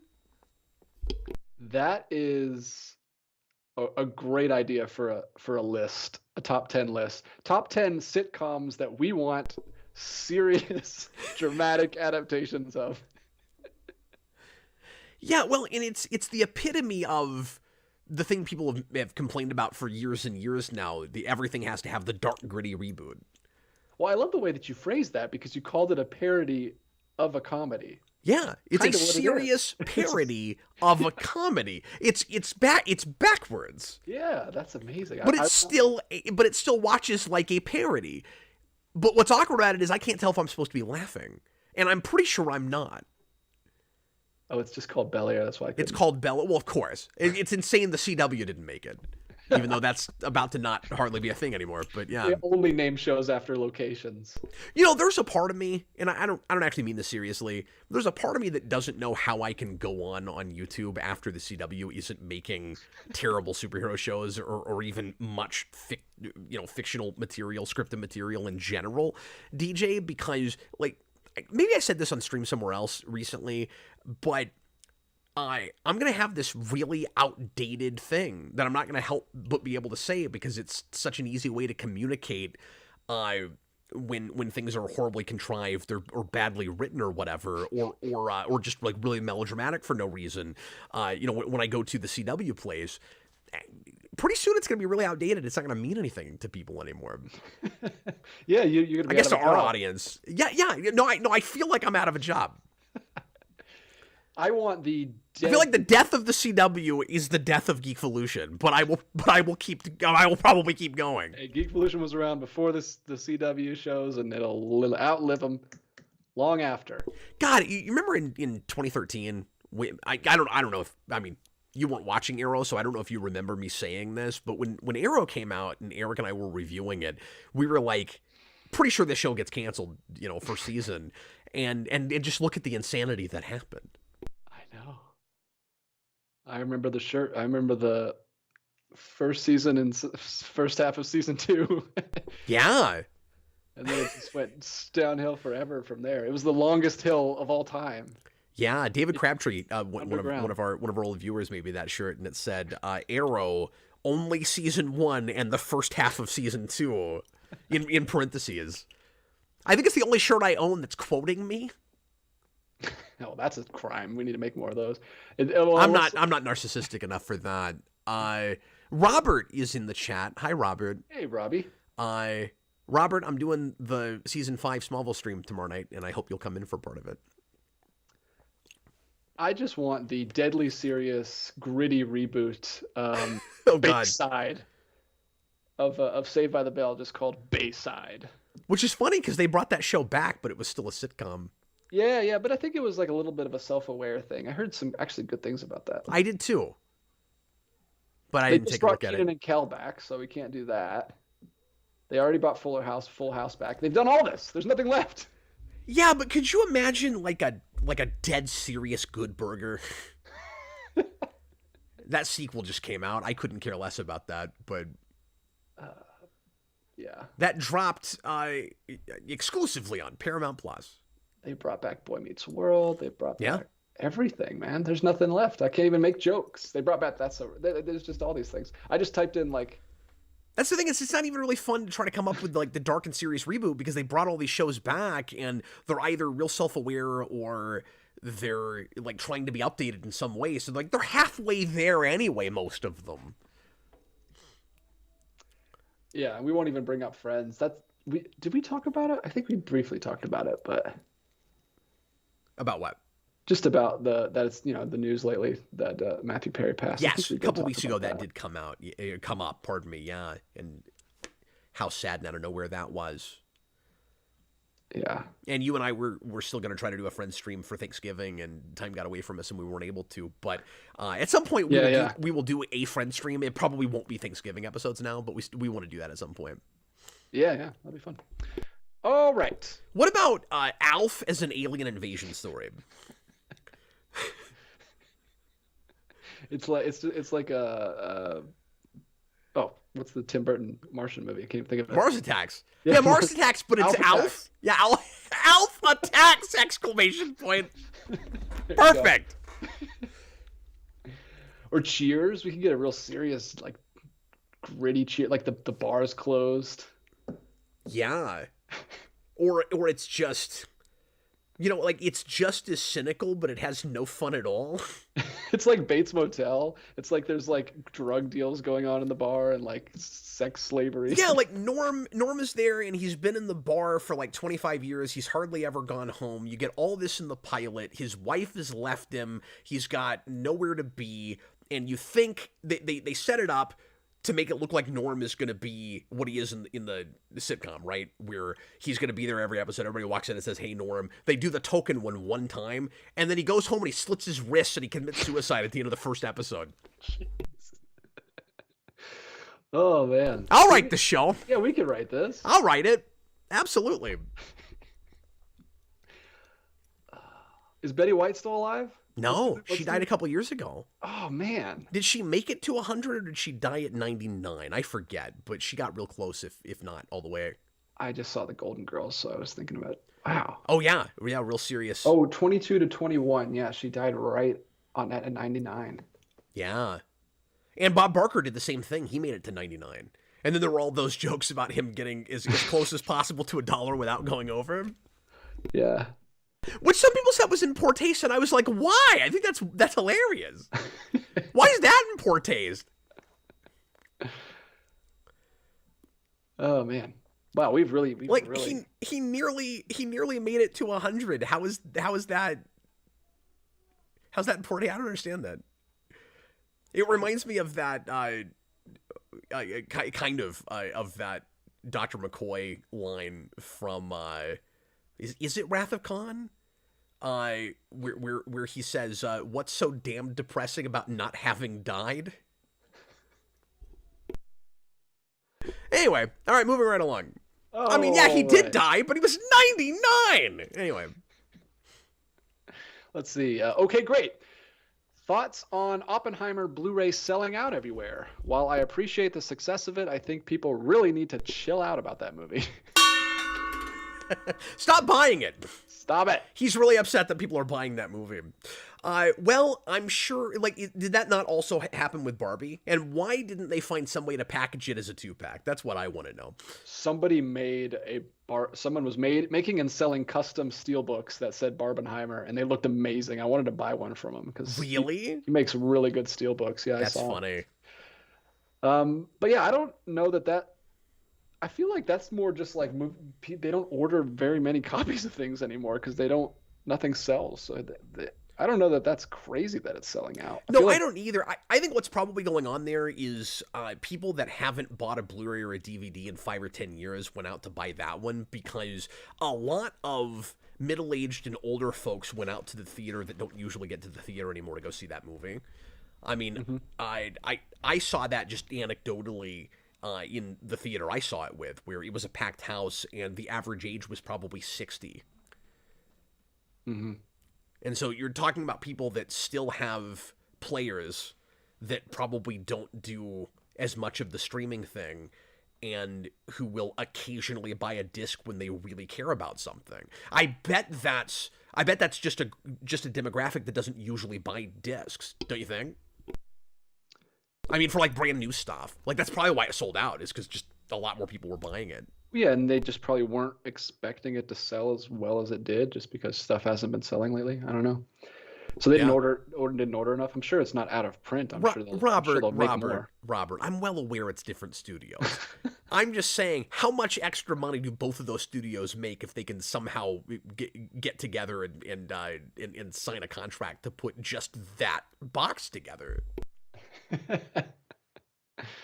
I don't think old Chris would stand for it. I think he would put his foot down and not want that. Of course. I was joking when I said that. Alex Barron, it's so wild that a 3-hour-long biopic did so well, but it's also nice. Yeah, I mean, I'll agree that movie, and I hate this word because I think it's just overused, and half the time we don't actually mean what we say when we say this, but I think that is an overrated movie. It's good. I don't think it's that good. I think it's a little pretentious and it's a little overdone, but overall I like it. I still haven't seen it. But yeah, he's at that part in his career where you start cutting less and less and the movies get longer and longer. Yeah. Like I was talking to my friend last night. My friend That's John, exactly right. But to be fair, Zack Snyder was at that place in his career at 22 years old. So I was talking to my friend. I haven't seen Killers of the Flower Moon yet, which is Scorsese's new movie, but John said it was really good, but it could have been 2 hours instead of 3.5 hours. Yeah, well, it's the Scorsese, man. You're not going to cut anything. It's the Stephen King effect, right? Yeah, if you're too famous and too popular and your stuff sells no matter what you do with it, you're gonna what's the word I'm looking for? You're gonna have a hard time not resisting the temptation to not cut anything out because people are going to look at it anyway. So like some of it can be hubris and pretension where it's like where you don't know how to kill your darlings anymore. Like as a writer, as a director, whatever it is, where you go, even songwriters have this problem. Where you go, everything I touch is gold, obviously, look how well it sells. I can't bring myself to cut anything. And some of it can be laziness, and like understandable laziness, where you go, well, I mean, it's not going to affect the sales. Like, why cut anything? People are going to love how stupid thick this is. And I still say there's no way the last Harry Potter book is that long if that series isn't as insanely successful as it was. We saw that happen in Microcosm with her over just a 7-book series. Yeah, and she's still writing things. She's writing that other pseudonym book that my wife reads. a detective thing. Oh yeah, I saw something from her at a Target or something the other day that I hadn't heard of that had her actual name on it.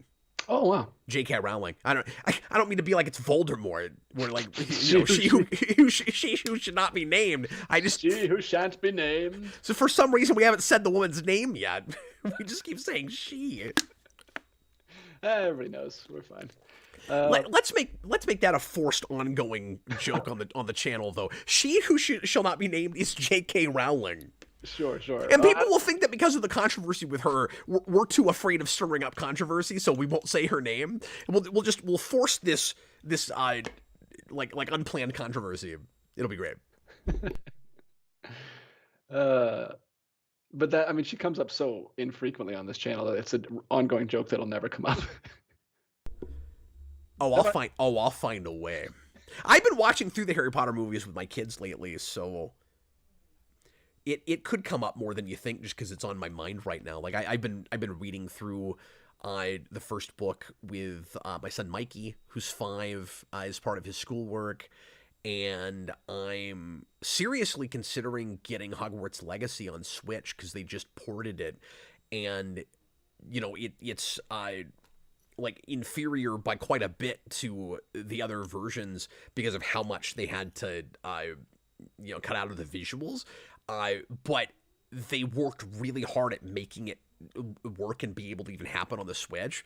And I've seen good reviews of it where like people will show you just how much of a downgrade it is visually, but like they put a lot of work in it to make it functional and to make it look good enough. And I'm actually kind of curious about it. Yeah, I mean, my wife's a huge Harry Potter fan. I like to get it so she can play through it. I don't care about like the specs, because I'm not gonna. The alternative is to buy like another whole expensive machine, which I'm never gonna do. So yeah, or a PC, which is how I was going to do it. But I think I'm just gonna play through it on Switch now. And some people might think I'm crazy for doing that, but like I almost want to do it just to support them for like actually working that hard at really actually porting it. They took DJ a 22 gigabyte game and whittled it down to 7 on the Switch.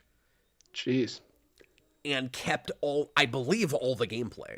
And they took their time and did it right. They didn't try to shove it out. Like it's been like 7 months, 8 months since that came out. Longer than that, I think closer to a year, no? I can't remember. Maybe not. I do know that that got pushed way far back. And yeah, a lot of people a lot of gaming channels have been kind of applauding them for, like you said, taking their time on it. Yeah, I mean, that's cool. The hype has all died down now, but at least we're getting it. Well, but there's a little bit more hype back for like Switch players that don't have other systems, and just again like gaming channels that are excited that somebody that a studio like that actually worked that hard on a port. Like it's actually getting some hype just because they tried that hard, and that doesn't happen enough in gaming. Yeah, it's really cool. I've been hearing quite a bit about it actually. Good on you, Nintendo. All right, Mutale. Well, you can't give it to Nintendo. You have to give it to that developer, and I can't remember if that's WB Games or who that is, but. Sorry, I retract that, Nintendo. You suck. I'm just saying it's third party. Like they optimized it for Switch, but it's not like Nintendo themselves made it. Yeah. Let's see. Where are we here? Mutale 14, South African Ran. Would you rather have the Iron Man or Ant-Man suit? I'm assuming this is like real functioning versions of these. I would be horrified to do the Honey I Shrunk the Kids thing. I don't want to be tiny, nor do I want to work the technology right. Yeah. Like no, I wouldn't trust that, and I'm sure. Well, here's the thing. Some of you guys that know me really well, this will sound like the obvious thing for me to say, and this will be very predictable. DJ might even right now know what I'm going to say, but like in the regular real world, not having to worry about a giant perspective shift, I already have a horrible sense of direction. Yeah. But you flying would be a nightmare. Oh God! You would have no idea where you're going. It's all I the same. shivered just listening to you say that. It's just clouds everywhere. It's clouds. It's just clouds. Yeah, Yeah, I don't know. I mean, they're both extremely dangerous, but at least the Ant-Man suit can't like rip me in half, I guess. I don't know. I don't know what I would do with them. I guess I would, because in the first movie, like it shows I'd still rather fly than shrink, though. how difficult it is to fly. Like it takes him the whole movie to learn. And then like later on, people just pop suits on and fly around. Like Rhodey just hops in one, and then Pepper hops But also, in I don't one. like insects. I don't want one of the main components of my, like for lack of a better word, power set or like suit mechanics to be having to control ants. Like I have no interest in that. You can fly still. You can fly on an ant. That's true. But I don't want to do that either. Yeah, I don't. I'd get know motion sick. What the benefit of that would be. I guess you could also grow, which would be cool, but it's like painful at a certain point, and then you can only do it for so long. Can I split the middle and get the Stark made Spider-Man outfit? Like I'd rather have that than an Iron Man suit. That's true. Let's go with that one. I want to meet the person that says they'd rather have the Ant-Man suit than the Iron Man suit. I would almost bet you money that is a 90% to 10% poll. Yeah. Almost any set of people you poll. AMC says nobody said you have to fly. You could have the Mark 1 armor. Well, it tries to fly. It shoots up a while and then falls down, and then all the pieces fly everywhere. Yeah, it just launches up and comes right back down.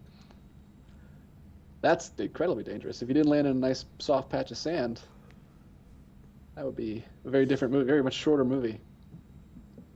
And I'd also rather have the Iron Man suit than the Thor hammer, but I think I'd probably take the Thor hammer over the Ant-Man suit. There's probably not very many things I would take the Ant-Man suit over, actually. Like, I'm probably gonna have nightmares about this tonight, like having to deal with the Ant-Man suit. I don't want that. I'd rather have no suit than the Ant-Man suit. What? I don't want Ant-Man. You heard it here first. No, but I don't want to be Ant-Man. I really don't. The benefit of being Ant-Man, at least in the MCU, is there are no expectations. I don't have to do anything. I don't have to help anyone. I can just goof off. Exactly. That's not what I'm saying. Okay, moving right along. All right. Next up, Mr. Cool, back again, $2. Wow. Thanks, man. Says, the newest Fesh Pints is the shortest. So he's giving you a point on which one to watch. Okay, cool. Thanks, man. Like I said, I might check that out on my own. I'm not going to do a reaction on stream, but... Mutale, what if Singer directed Begins and not Returns? Oh, and then there's a litany of super chats about what if this director directed this other movie. Yeah, they keep coming. And I'm not ready for that blue book test. But read that one more time. We found our niche. Who's the director? So Singer is doing Begins and not Returns. Ooh. And not Superman Returns, yeah. So we just cast someone that looks like Michael Keaton, and wait, what? Moping around all the time. No. He's talking about Singer directing Batman Begins instead of Superman Returns, I think. I know, that's what I'm saying. So he would make it an homage. What does any of this have to do with... Oh, I see what you're saying. Sorry. I'm caught up now. Oh, I get you. No, sorry. It took me a minute. I'm caught up now. It depends on whether he's got the same love for 89 that he did with Dawn or Superman. I have no idea. But yeah, would it just be an homage to what came before it? Would he go back and do... It'd be really funny, too, because we already had Batman Returns, so he would make Batman Returns. He would call it that. I think what threw me off with this is that he said Batman Begins, like, specifically, like, that movie. So, like, if he makes that instead of Superman Returns... I always get too much in the weeds with this and overthink it, sorry. But, like, is it still that concept? Because, like, that concept comes from Nolan, right? So, is it still a Batman origin story? Or does he just do the same thing he did with Superman, like you were suggesting? Yeah, where a younger-looking version of Michael Keaton's Batman comes back into town after he's quit for... It's Rises. Yeah, he quit for 5 years. He comes back, and... there's a Rachel Dawes is like super mopey and sad all the time. I think it's like because Joker actually dies in that movie, which doesn't stop, a lot of people from bringing villains back. But probably what it would be is like it's Harley Quinn with the exact same plot that Joker had in '89, right? Yeah. Harley Quinn's like, "He stole my balloons." Except this time it's a whole mountain of balloons. Yeah, and Batman dies and comes back, or seems to be dead and comes back. And he is lifted into the air by a million bats. Harley Quinn's like, wrong! Wrong! Wrong! This is not the question we were asked, but it's a much funner question. No, we're answering it. Who is Harley Quinn's Bob the Goon? Is it just Bob the Goon again? He comes back? No, he's dead. No, that's true. He's dead. So, it's Bob the Goon's son. It's Bill the Goon. Oh, and then Batman has to have a son. Please, Bob the Goon was my father. Who does Batman have a child he didn't know about with? Like, do we bring Vicky Vale back? Yeah, it's got to be Vicky Vale, I guess. And then it turns out that he has a Catwoman superpowered child. Okay, I was gonna say like the one night they spent together, Vicky Vale got pregnant. But no, because she has to have superpowers because Superman has to be, or Batman has to be a really terrible father that doesn't help his son at all. No, he doesn't have superpowers. He's just really good at. I was gonna say detective work, but that Batman doesn't do that. So I guess he's just he's really good at having money. Like a serial killer. He sleeps upside down. That's what he got from his dad. I just want a Bobby Gunn action figure now. Bobby Gunn. Just his son. No, he's the villain. He comes back to get revenge. Sure. The cinematographic says Damian Vale. It's so good. And then, just like Superman Returns, like 50% of the dialogue has to be lifted from '89. So basically, what it is, hear me out. It's the Flash without the Flash. That's what that movie is. That's true. There we go. Because Flash basically already did a lot of what Singer would probably do with Batman Returns, that could assuming that he loves that movie enough to make that like he's stupid obsessed with it, like he was with Donner Superman. I mean, Singer could have directed The Flash at this point. Like, he did 2 horrendous X-Men movies. It might have been a little better, honestly. Oh, he did one. He did he didn't do Dark Phoenix, but he did. No, that's true. Singer only made one god-awful X-Men movie. Let's be fair. Even if you don't love Days of Future Past, no, Apocalypse is on a whole other level. Like, Apocalypse is just insane. Like, that's just was he on drugs the whole time? Like, what happened? He must have been. And, I hate that movie.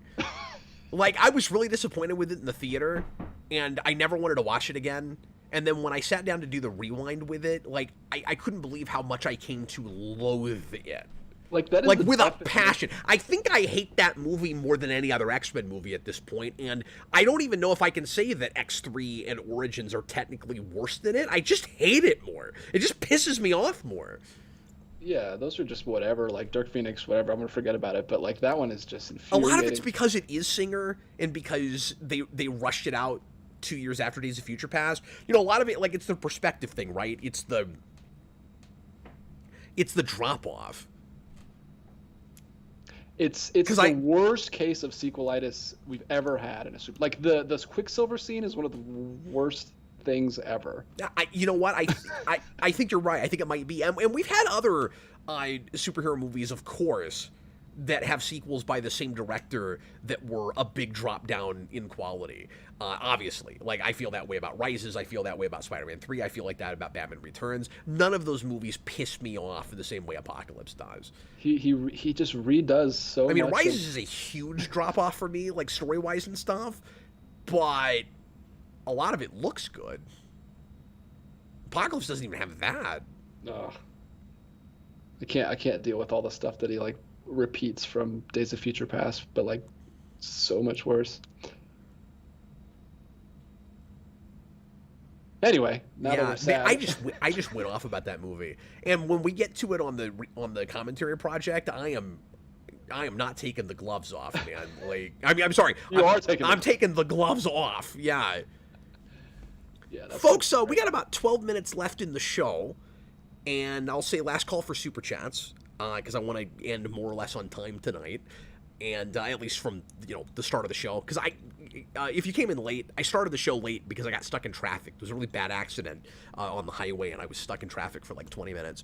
So anyway, for folks that don't know about it, I am doing a gimmick tonight where the top super chatter will get a 5-minute or so message from me after the 24-hour stream this weekend on whatever topic you like, or you can ask me a question, or you can just leave it open-ended, and I will basically leave you a voicemail. Wow. Did you just smack your head on your microphone? Yeah, I was looking over here at this screen, and apparently I shouldn't do that. And you'll get a message from me after I have been talking about Smallville and watching Smallville for somewhere between 20 and 24 hours, and see just how delirious I am, and if I can put 2 words together. Hell, I can't string 2 words together right now. Good thing we don't need to do that for this job. We could just shout incoherent nonsense. So I guess what I'm saying is for the person that helps me out enough, or the most tonight, you get to listen to me be a blathering idiot. After you've already done that for 2 hours this evening. Conor, I forgot about that. Wreak havoc. Oh, this is so bad. I forgot about that. Poor James McAvoy, man. What a unfortunate. What a trooper that guy was. Oh, he was giving it his all, and Magneto, man, like those contracts will kill you, man. Good grief. Caffeine will kill you. See, I felt really bad for Hugh Jackman after Origins with what he had to put up with there, and then he really got the best end of the deal overall at the end of all of this, right? And regardless of how Deadpool 3 works out and anything else he decides to do now, that's all a mulligan, because in my mind, even though that feels like 3 or 4 different franchises to me already, because we kept not being able to keep track of our continuity and retconning things constantly. But, Hugh Jackman is in the worst of those up to that point. And then he does Days of Future Past, which in my mind was putting him back front and center in the right kind of way for an X-Men movie. And then before that, the Wolverine is okay, and then Logan is really great, and he gets a really good send-off with that, again, regardless of whatever we do after that. Meanwhile, McAvoy is in one of the best of them with First Class, one of the best of them with Days of Future Past, and then he's got to be in 2 of the biggest clunkers in superhero movie history, and that's his send-off. That's his riding off into the sunset. You can't redeem it even if he's in Deadpool 3. Yeah, I don't think Deadpool 3 is going to redeem anybody. No, I don't think so either. I just hope it doesn't drag him through the mud even more.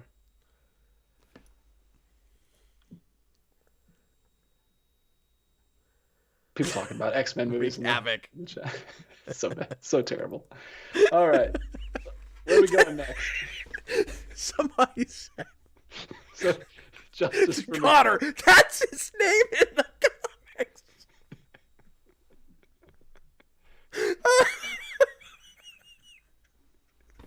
Anyway. Okay.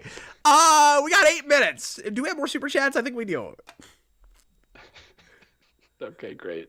That's amazing. Oh, we didn't even get to any of the Patreon questions tonight, I don't think. No, they've been keeping us busy with these great. Okay, so apologies to Patreon, because we're going to be past November, obviously, at the next Captain Logan show. So we'll make sure and front load those and get them all knocked out at the next show next week. And I will still put out a message for December and make sure we do more Patreon questions through December. That's on me. I forgot about them for the last couple of weeks. And I think the reason that happened is because I started them on a show I think DJ wasn't on. And usually DJ has those questions and he'll just bring them up periodically after we've done the first one. I don't think you got them last time. I don't think you got the memo. Yeah. I think so, because I haven't think seen that's any what of these happened. questions before. Okay, and I know I've done at least 2 of them, and I can't remember for sure which ones. So when they come up, hopefully my memory will be jogged. But We'll anyway, see if you're consistent or if you have different answers this time.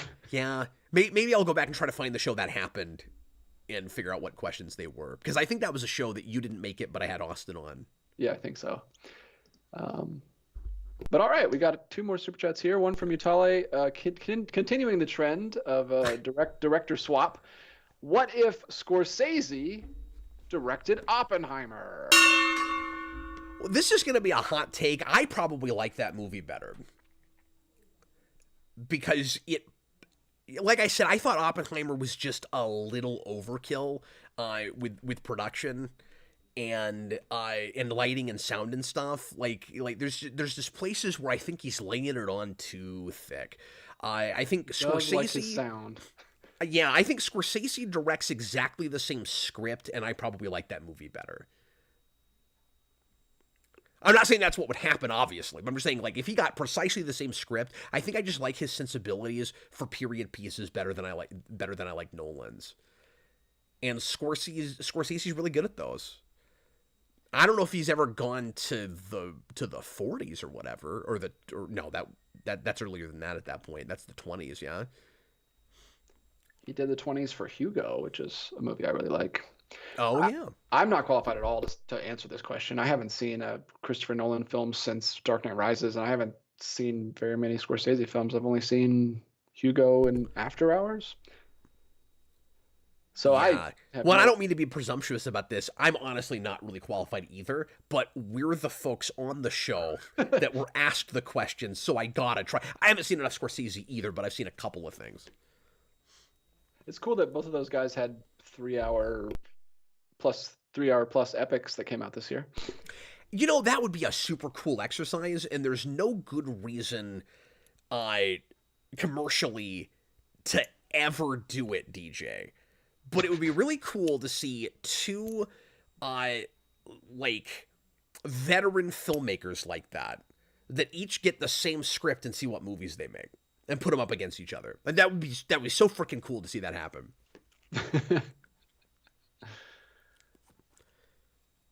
Alex Barron, I didn't even know there were sex scenes in that movie. That's hilarious. I mean, there's maybe like a reality show in that. You wouldn't get those kinds of filmmakers, but it would be kind of fun to do like a short film reality show where that's give 8 directors the same script and see what movies they make. Yeah. You know, that would be a challenge cool. 1 week. I mean, that happens sometimes where, like, you know, just by totally random happenstance, 2 films come out with the same plot, but it would be cool if like you planned it. And, yeah, and if they were exactly the same script. That was always one of my favorite exercises when I was hosting Who Reviews the Reviewers, where we would have, 3 contestants all review the same thing, or, and we did one where we picked trilogies, and we had like 6 people left, and each of them, we did 2 separate trilogies, and each of them had to do a different movie in the trilogy. But it's always fun to do that kind of thing. We just got Baz Luhrmann's Elvis last year, and now this year we got Coppola's Priscilla. Gee, I wonder which of those movies is better.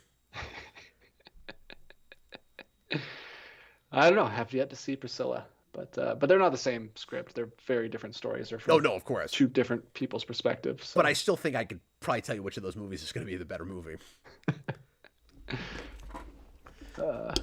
Well, yeah, so there's that one. And then we have another one from OK Great. Everyone's getting in on this topic. They're getting in on it. What if Ridley Scott... It's a trilogy right now. ...directed 65? Again, I'm sure I like that movie better. And I mean, Ridley Scott's not going to be... you can't even say all things being equal with this because Ridley Scott's going to be given a bigger budget than they were. So, I give that movie some leeway because of, how little it cost in the first place. Like, that's a pretty ambitious movie for its budget. But it would have been wonderful to say. I mean, I don't know what else to say. Like, that's obviously the obvious choice, at least at some point in his career. I don't know if it is now. Now he's doing serious period pieces. Oh. Just did, what did he do? The Last Duel a couple years ago. Oh, was that him? And then he just did Napoleon this year. Just came out. It's in theaters right now. Go see Napoleon. I've heard it's okay. But yeah, like you can do this with anything, right? I mean, that's funny. I'm not knocking the question, but like, you know, you take any kind of like that's not really a B movie, but any like kind of second tier movie that feels like a ripoff of the work of some major director. You know what I mean? Like anything that obviously the studio would have loved to have gotten Spielberg, but they couldn't get Spielberg. What if Spielberg directed it? Well, it'd be the movie they wanted to make, I think, is the answer to that. What if Spielberg directed Dial of Destiny? Yeah. It may not have been the worst thing I've ever seen in my life. Yeah, I didn't watch it and don't plan to. Well, you should. Why? I don't know. Why are you trying to waste my time? Because I'm a regular co-host on Waste Your Time Volution. You know, it's one of those things where I don't want to go off of just what other people have said about things and assume things are bad that I haven't seen. But then at the same time, you don't have an obligation to watch everything just because there's a chance that you might not have the same opinion somebody else does about it. So if a lot of people say that movie is awful and you go, well, I don't want to waste my time with it because you don't care enough in the first place, I don't think you have any obligation to go look at it. You know what I mean? So, but it puts you in this awkward situation, especially if you're, you know, me and you review a lot of things and people ask your opinions about stuff, to be like, oh, hey, Cap, why didn't you watch that? Well, I heard it was awful and it looks kind of awful. Yeah, but how do you know it until you try it? I don't want to. Do I have to? Like, well, then you're just going to assume it's bad. I mean, yes and no. You know what I mean? Like, I'm not going to say it's bad, but I am going to say didn't look good. Everybody I know said it was bad. Like, but I wouldn't go around going Ghostbusters 2016 is one of the most unfortunate things that ever happened until I saw it.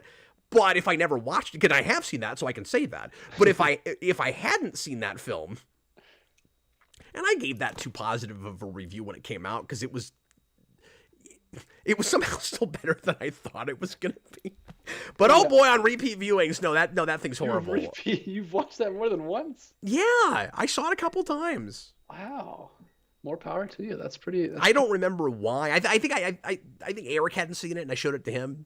Oh, I bet that went well. Because I was just curious to see what he would say about it. Alex Barron makes a good point. No, don't watch Dial of Destiny. It made me sad, and it will make you sad. So that's the thing that can happen. Like, sure, you're blissfully ignorant right now, even though you have expectations. You're not. It's not for sure until you actually watch it. Yeah. Well, and it's not even a franchise I care that much about in the first place. But I have this even with now these days with franchises I love, where I'm like, you know, most everything's falling off a cliff now. Like, do I have to watch whatever the terrible new Star Trek thing is just because it's Star Trek? No. Yes. I mean, I've stopped doing it. I'm not going to. Just skip the film and read Conor's review of it, because his review of Dial of Destiny is one of his best reviews he's ever written. I love that review. Good job, great. Conor. He just in the comments wrote Dial of Destiny bad. Like, is that all he wrote? Is that no, his whole review? No, he actually wrote. Have I just read it? Like, it wasn't a joke review. It was a great review. But yeah, I just found it's like super boring. It's just a bunch of like long chases and car chases with like a 70-year-old man stunt double jumping around like a 20-year-old. That's what I heard. That's always believable. Super long. What do we got? We got one more that just came in. Thanks, Mutale. And then we will count up the super chats and figure out who is going to get a message from me on Saturday, right before I fall on the ground and go. So I probably won't even make it to my bed. I'll probably just fall on the floor. I might need you to entertain the troops while I do a lot of math and counting. Because oh my God, what am I gonna do? How am I gonna entertain everybody? You could dance again. That was fun. I'll play with this Bartman action figure. There we go. I'll just play with this on camera. But first, let's talk about Vitalia's question. Better plane sequence. Oh, sorry. I have to wait. Sorry. I was very excited about playing with this figure. Sorry. Better plane sequence, Returns or Iron Man 3? Returns. Returns is way too vague of a title. You got Superman Returns, I'm assuming, because that has a plane sequence. Yeah, I don't think Batman Returns has a plane sequence. And I mean, those movies are not in any way related. Does the Return of Captain Invincible have a plane sequence? Well, yeah, but he said returns, not return or return of, so it's definitely not that. No, and also no. Well, there's that. There's that one scene in the in one of the black and white movie sequences at the beginning where he's sitting on the edge of one of the planes, like reading a book while he's about to bring down a Nazi. But that's the closest you get. It's probably Iron Man 3. I don't even remember the plane. Doesn't he just catch the plane and then land? And now everybody's saying it's Superman Returns. Yeah, oh, yeah. see, I guess what I was thinking of was a helicopter sequence, not a plane sequence. No, there is that. Yeah, I don't know. He catches the plane. It's like a classic Superman scene, which is kind of nice. If you take it outside of that movie, it's a good scene. Right. What's the plane sequence in Iron Man 3 then? Oh, he jumps out of the plane and saves all the. Was that what he's talking about? Because one of these is catching a plane, and one of them is not all that related to a plane. Besides, it starts from a plane. Starts at a plane. Yeah. Well, I mean, I don't know. There's a whole scene in the plane first, where before he throws him out. I don't know. Oh, is there? Tony's Okay. Well, if we're talking about that parachute sequence, like that's a really thrilling sequence. I'm gonna stick to my guns. It's that. Yeah, it's awesome. It's great. It's a great scene. But like everybody in the comments is saying Superman Returns, and that was making me nervous because I'm like, why is there a consensus on this? I don't think they're right about it. Not to go with consensus, it made me think I must not be thinking about something with that. But if we're on the same page about what sequences we're talking about, I'm against the whole audience. It's Iron Man 3. Wow. I guess just the fact that it's like a classic, just Superman saving people. Your wife probably would like that scene. Yeah, outside of the movie. Not much of the rest of the movie. Yeah. And I think that seems like a scene you could just turn on and watch and then turn the movie off. Like I have some scenes like that. Like the beginning of Amazing Spider-Man 2 I don't watch. I don't think it holds up great. I haven't seen like CG wise. I don't think it holds up the best. So I don't know. Everybody's saying Superman, you're all wrong. You're all right. Dying on this hill. That scene where Iron Man flies around and catches everybody and they're like they all like connect together like they're a barrel of monkeys. It's great. Yeah, I don't like that we undercut it at the end with the joke and he's not even really there. Like that's dumb. But the scene itself the scene before that is great. Yeah, okay, that's fair. We do that joke several times in that movie. All right, I'm gonna count. You counting is one. Oh, okay, I'm just gonna play with this Bartman action figure. There is one, as far as I understand it, as far as I know, because I don't know like the whole history of the Simpsons or anything, but like Bartman, this is the thing we've talked about a little bit in the Simpsons overviews that Austin and I have done so far. They're very few and far between now, but we're gonna try to get back to that at some point. That Bartman was this really popular thing in the culture that the show did not do a lot with, and I think there's one episode where they finally actually like have him on screen and do something with him, and it's called Bartman Begins. And it's not great, and it's only 1/3 of an episode. It's sort of like the Treehouse of Horrors, but it's not Treehouse of Horror, but it's not one of those. But it's like it's like a vignette thing with different like out of continuity stories, and they just did a Batman Begins parody that was Bartman. But I don't know. I was just reminded of that because I finally went and watched that like a year ago, and I was like, oh, that was disappointing. So I don't know. I'm not recommending that, but it's a thing they did. Okay, I got it. It's definitely Mr. Cool. I figured it would translating Mutales, but South African rands are only like 0.05 of a dollar, so it looks like a huge number. Like yeah. He had like 182, but then it only translates to like $9. So yeah, it's definitely Mr. Cool who popped in with like 20 plus. Like can't come out of nowhere, coming in hot. Thanks, man. Really appreciate it. So I'm gonna send Mr. Cool some kind of ridiculous message. Yeah. Okay. Great. Was hanging in there too. It was cool to see you popping in. 5. Yeah. Great. Yeah, I haven't seen him in a while either. We did appreciate you guys. One more from Mutalia though. Yes, let's go ahead and answer that, and then we'll finish the show up. And I hope to see some of you guys tomorrow night, and any time within the I keep saying 24 hours. I call that just for shorthand. It usually caps out about 20. But I hope to see folks within that stream somewhere, come in, watch an episode of Smallville with us. We have a fun time. We spin the wheel of weird, and we do crazy things like yelling Clark every time Clark's on screen.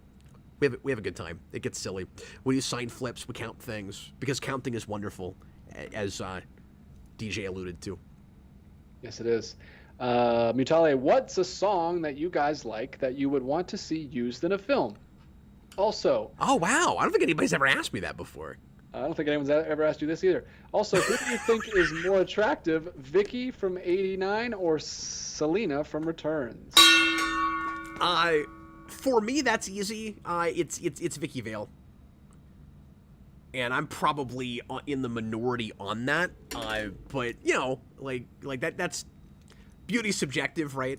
But you know, if I have to answer that question, I think it's Vicky Vale before it's Selena Kyle in that movie. But some of it's also like the context, because like Michelle Pfeiffer, obviously gorgeous, very attractive, and has a real specific affect that like nobody else has.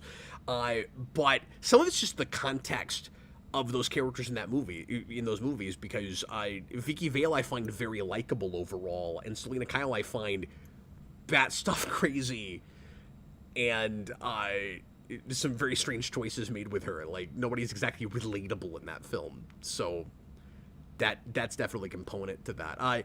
DJ, do you immediately have a song that you would want to see? Oh, I thought you were going to say, do you immediately have one that you're more attracted to? For me, question. Sorry. I'm happy to let you answer that. I just assumed you wouldn't have an opinion about that. I don't have. It's an impossible question for me to answer because I don't find either one of them in the least bit attractive. Oh wow, really?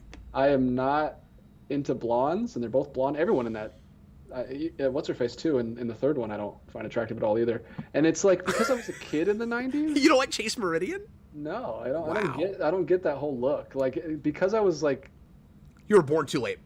They look like old ladies to me. Like. Oh, that's so interesting. Yeah, I don't have that. I mean, I grew up in the. I like the over makeup, like so much makeup on the face, like. See, I grew up in that. Like hair's all like frizzy, like I don't know, it's not my thing. I get it, but if you didn't grow up in the glamour shots period, yeah, or like Robert Palmer videos, I mean that's what all that stuff is. Yeah, no, it makes sense. It's just so interesting to me that you've got that such, and of course you do, but that you've got such a different perspective on it, because I just take it for granted. Like I grew up with all that. Yeah, it's interesting, but I've never been a makeup guy. Like I much prefer just casual, natural looking, so it makes sense. But no, I don't have it like just one of my favorite songs just in general. That's such a broad question. Yeah, I have this very often with songs I love, where I'm like, I can just imagine a really cool scene in a movie, and how have I not seen this song in a film? So I'll actually throw a couple out that just the first things that come to mind. The first is a song by Serj Tankian, who is the lead singer of System of a Down and has a great solo career, and he did a song called Sky Is Over. And I don't know, what the movie would be, but that would be a killer song to throw in some kind of like psychological thriller or an action movie or something. And then the other one is Uberlin by REM, which is the third track on their final album from 2011. The name of that album is escaping me at the moment, but the whole thing is wonderful. But Uberlin, I think, is one of the greatest songs ever written, and it's on REM's last album, but I think it's their best song, and it would be so good for like a night driving like downtown city kind of montage or something. That'd be cool. So yeah, I'm being a jerk because I'm throwing out songs that probably the whole audience is not familiar with, but those are two of my favorite songs of all time. That'd be cool. Could maybe he be driving down the road, having flashbacks of his coach who was just killed in a match, and then what? Gets really hyped up. I'm trying to fit it into Rocky IV. No, you don't mess with the montage from Rocky IV. That has to be left exactly as it is, or take it out entirely like the director's cut did. That was a great choice. Did it? That was a good choice. Yes, he did. He took that out. Heard what you thought of that. Was that a good exercise? I did a video on it. Exercise? Yeah. Maybe I did watch that. I liked it quite a bit, actually. Oh, that's cool. He's doing 5 too, right? Or he was going to? If so, I didn't know that. I don't know. But yeah, Austin and I reviewed that when it came out. Yeah. No, that's very cool that he got to do that. There's a question. Who would you want to be able to do that, to go back and do a cut of their film like 30 years later? Oh, Lord. I mean, there's probably lots of them, right? Yeah. That was cool that he was able to get all the... Because he didn't direct that one, did he? Or did he? Yeah, he did. Okay, so that makes sense that he was able to get all the rights to do that. I don't think it would have been called a director's cut if he didn't direct it. and he's the one that made all the choices. But I called it the Stallone cut. I could be mistaken. I don't know. I think that was called a director's cut, right? I mean, it's been a while. What they called it. It had some hilariously really long name. Boy, now I'm preoccupied by the question you asked. Oh yeah, it is called Rocky versus Drago: The Ultimate Director's Cut. There Rocky you go. 4: Rocky versus Drago - The Ultimate Director's Cut. Daniver says he didn't direct 5. Oh, so maybe he couldn't do that. I didn't remember if he did or not. Did he direct Rocky Balboa? I think he did. Let's ask the Googles. I thought you were gonna be like, let's ask him. Let's send him a tweet. Send him a formerly known as Twitter. Formerly known as tweet. Like, what do you even call it anymore? It's not Twitter, so how's it a tweet? He did direct Rocky Balboa, yeah. I thought so. I'm gonna send him an X on X. It marks the spot. Anyway, I want to. Somebody actually ask us that question in another show because we're out of time, and I don't have time to think about it. The right answer is Singer coming back and recutting Apocalypse. It's somebody else remaking that movie from the ground up. Actually, that's what you need there. No, like I kind of froze up because I'm like, it's the end of the show. We got to finish up. And I'm trying to think of the definitive answer to that because obviously there's lots of movies that got shredded all to hell that you want to see. What was originally intended. Like a lot of people these days after what happened with Justice League are gonna say like Suicide Squad and stuff like that. Yeah.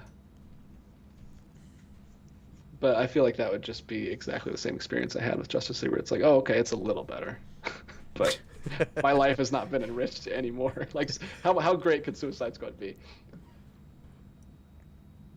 You know what my answer to that probably is?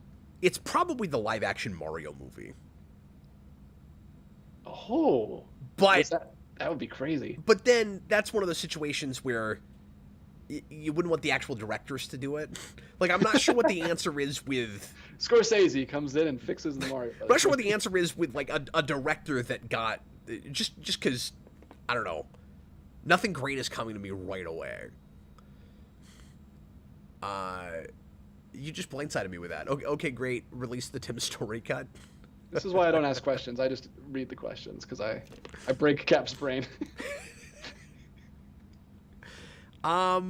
No, we'll revisit that at some point. Anyway, everybody, thanks a lot for watching. I hope you enjoyed the show. I'll be back again tomorrow night for an epic Smallville stream for anybody that wants to watch some of those episodes with us. 5 is a lot better than 4, so we'll have more fun with it than we did with 4. That was a bit of a slog. And in the meantime, I was Captain Logan. This was DJ Martinez. I got to go actually prepare some more for that show, so I'm not going to have an After Dark tonight. But hopefully we'll do another one of those soon for our wonderful patrons. We appreciate you guys, and thanks a lot just for hanging out and being here, and thanks for everybody that left a super chat. And Mr. Cool, I actually know how to get a hold of you, so I won't need contact information from him. And I will send him some goofy voicemail. But Ben, feel free to send me a message and let me know what you want me to talk about, or I will just prattle on about something ridiculous.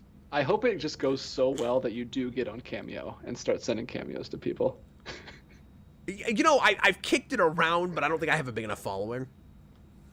But you have such a diehard following. You'd get at least, like 15 of them. I know, but what I mean is I don't think I'm qualified. You have to be a certain audience number to get on Cameo. Oh, that's discriminatory. I don't appreciate that. Well, it's probably for the best that not just anybody can get on that. Oh yeah, because it would be so obnoxiously saturated. that's so sad. I'm just gonna put that on my resume. Not cool enough for Cameo. And I feel like So sad. I could do that in house if I really wanted to. You know what I mean? Pretty easily, like through true. Patreon or I've thought about, and I've done that kind of perk before, where like I'll make a 10-minute video about whatever you want me to talk about, and it's never been like birthday messages and stuff, because who knows a person that also knows me that would care about that? Like, I'll send a video of you to Conor. I will say, and I'm not going to name names, but there is one guy yearly that asks me to do that. Or something sort of like that. He does like this cool Halloween party for his friends, and they do this like horror trivia thing. And every year, for I want to say 8 or 9 years running, every year he asks me to make a short video introducing the trivia segment. That's amazing. So you're like on a radio show. You're like the artist just saying, "This is Captain Logan, and you're listening to this guy's Halloween trivia." Yeah, it's a little longer. I mean, I kind of you vamp. Yeah, I vamp. I give him like 3 or 4 minutes. But yeah, I've done that for him almost every year. That's amazing. He's a really nice guy. He's supported us forever. Or I say so. Yeah, he's been watching for a long time, and I've talked to him once or twice on the phone. He's from the Netherlands. He's a really cool guy. Well, no more freebies, sir. You're gonna have to pay the Cameo price from now on for your little trivia shows. Yeah, if I turn it into a thing, if it becomes part of the quote unquote business. All right, we're going to get going. We appreciate you guys. Thanks so much for being here, and we'll see you again next Thursday night at 7 o'clock, and we'll do this nonsense all over again. Once again, I was Captain Logan. This is DJ Martinez. Bye, guys.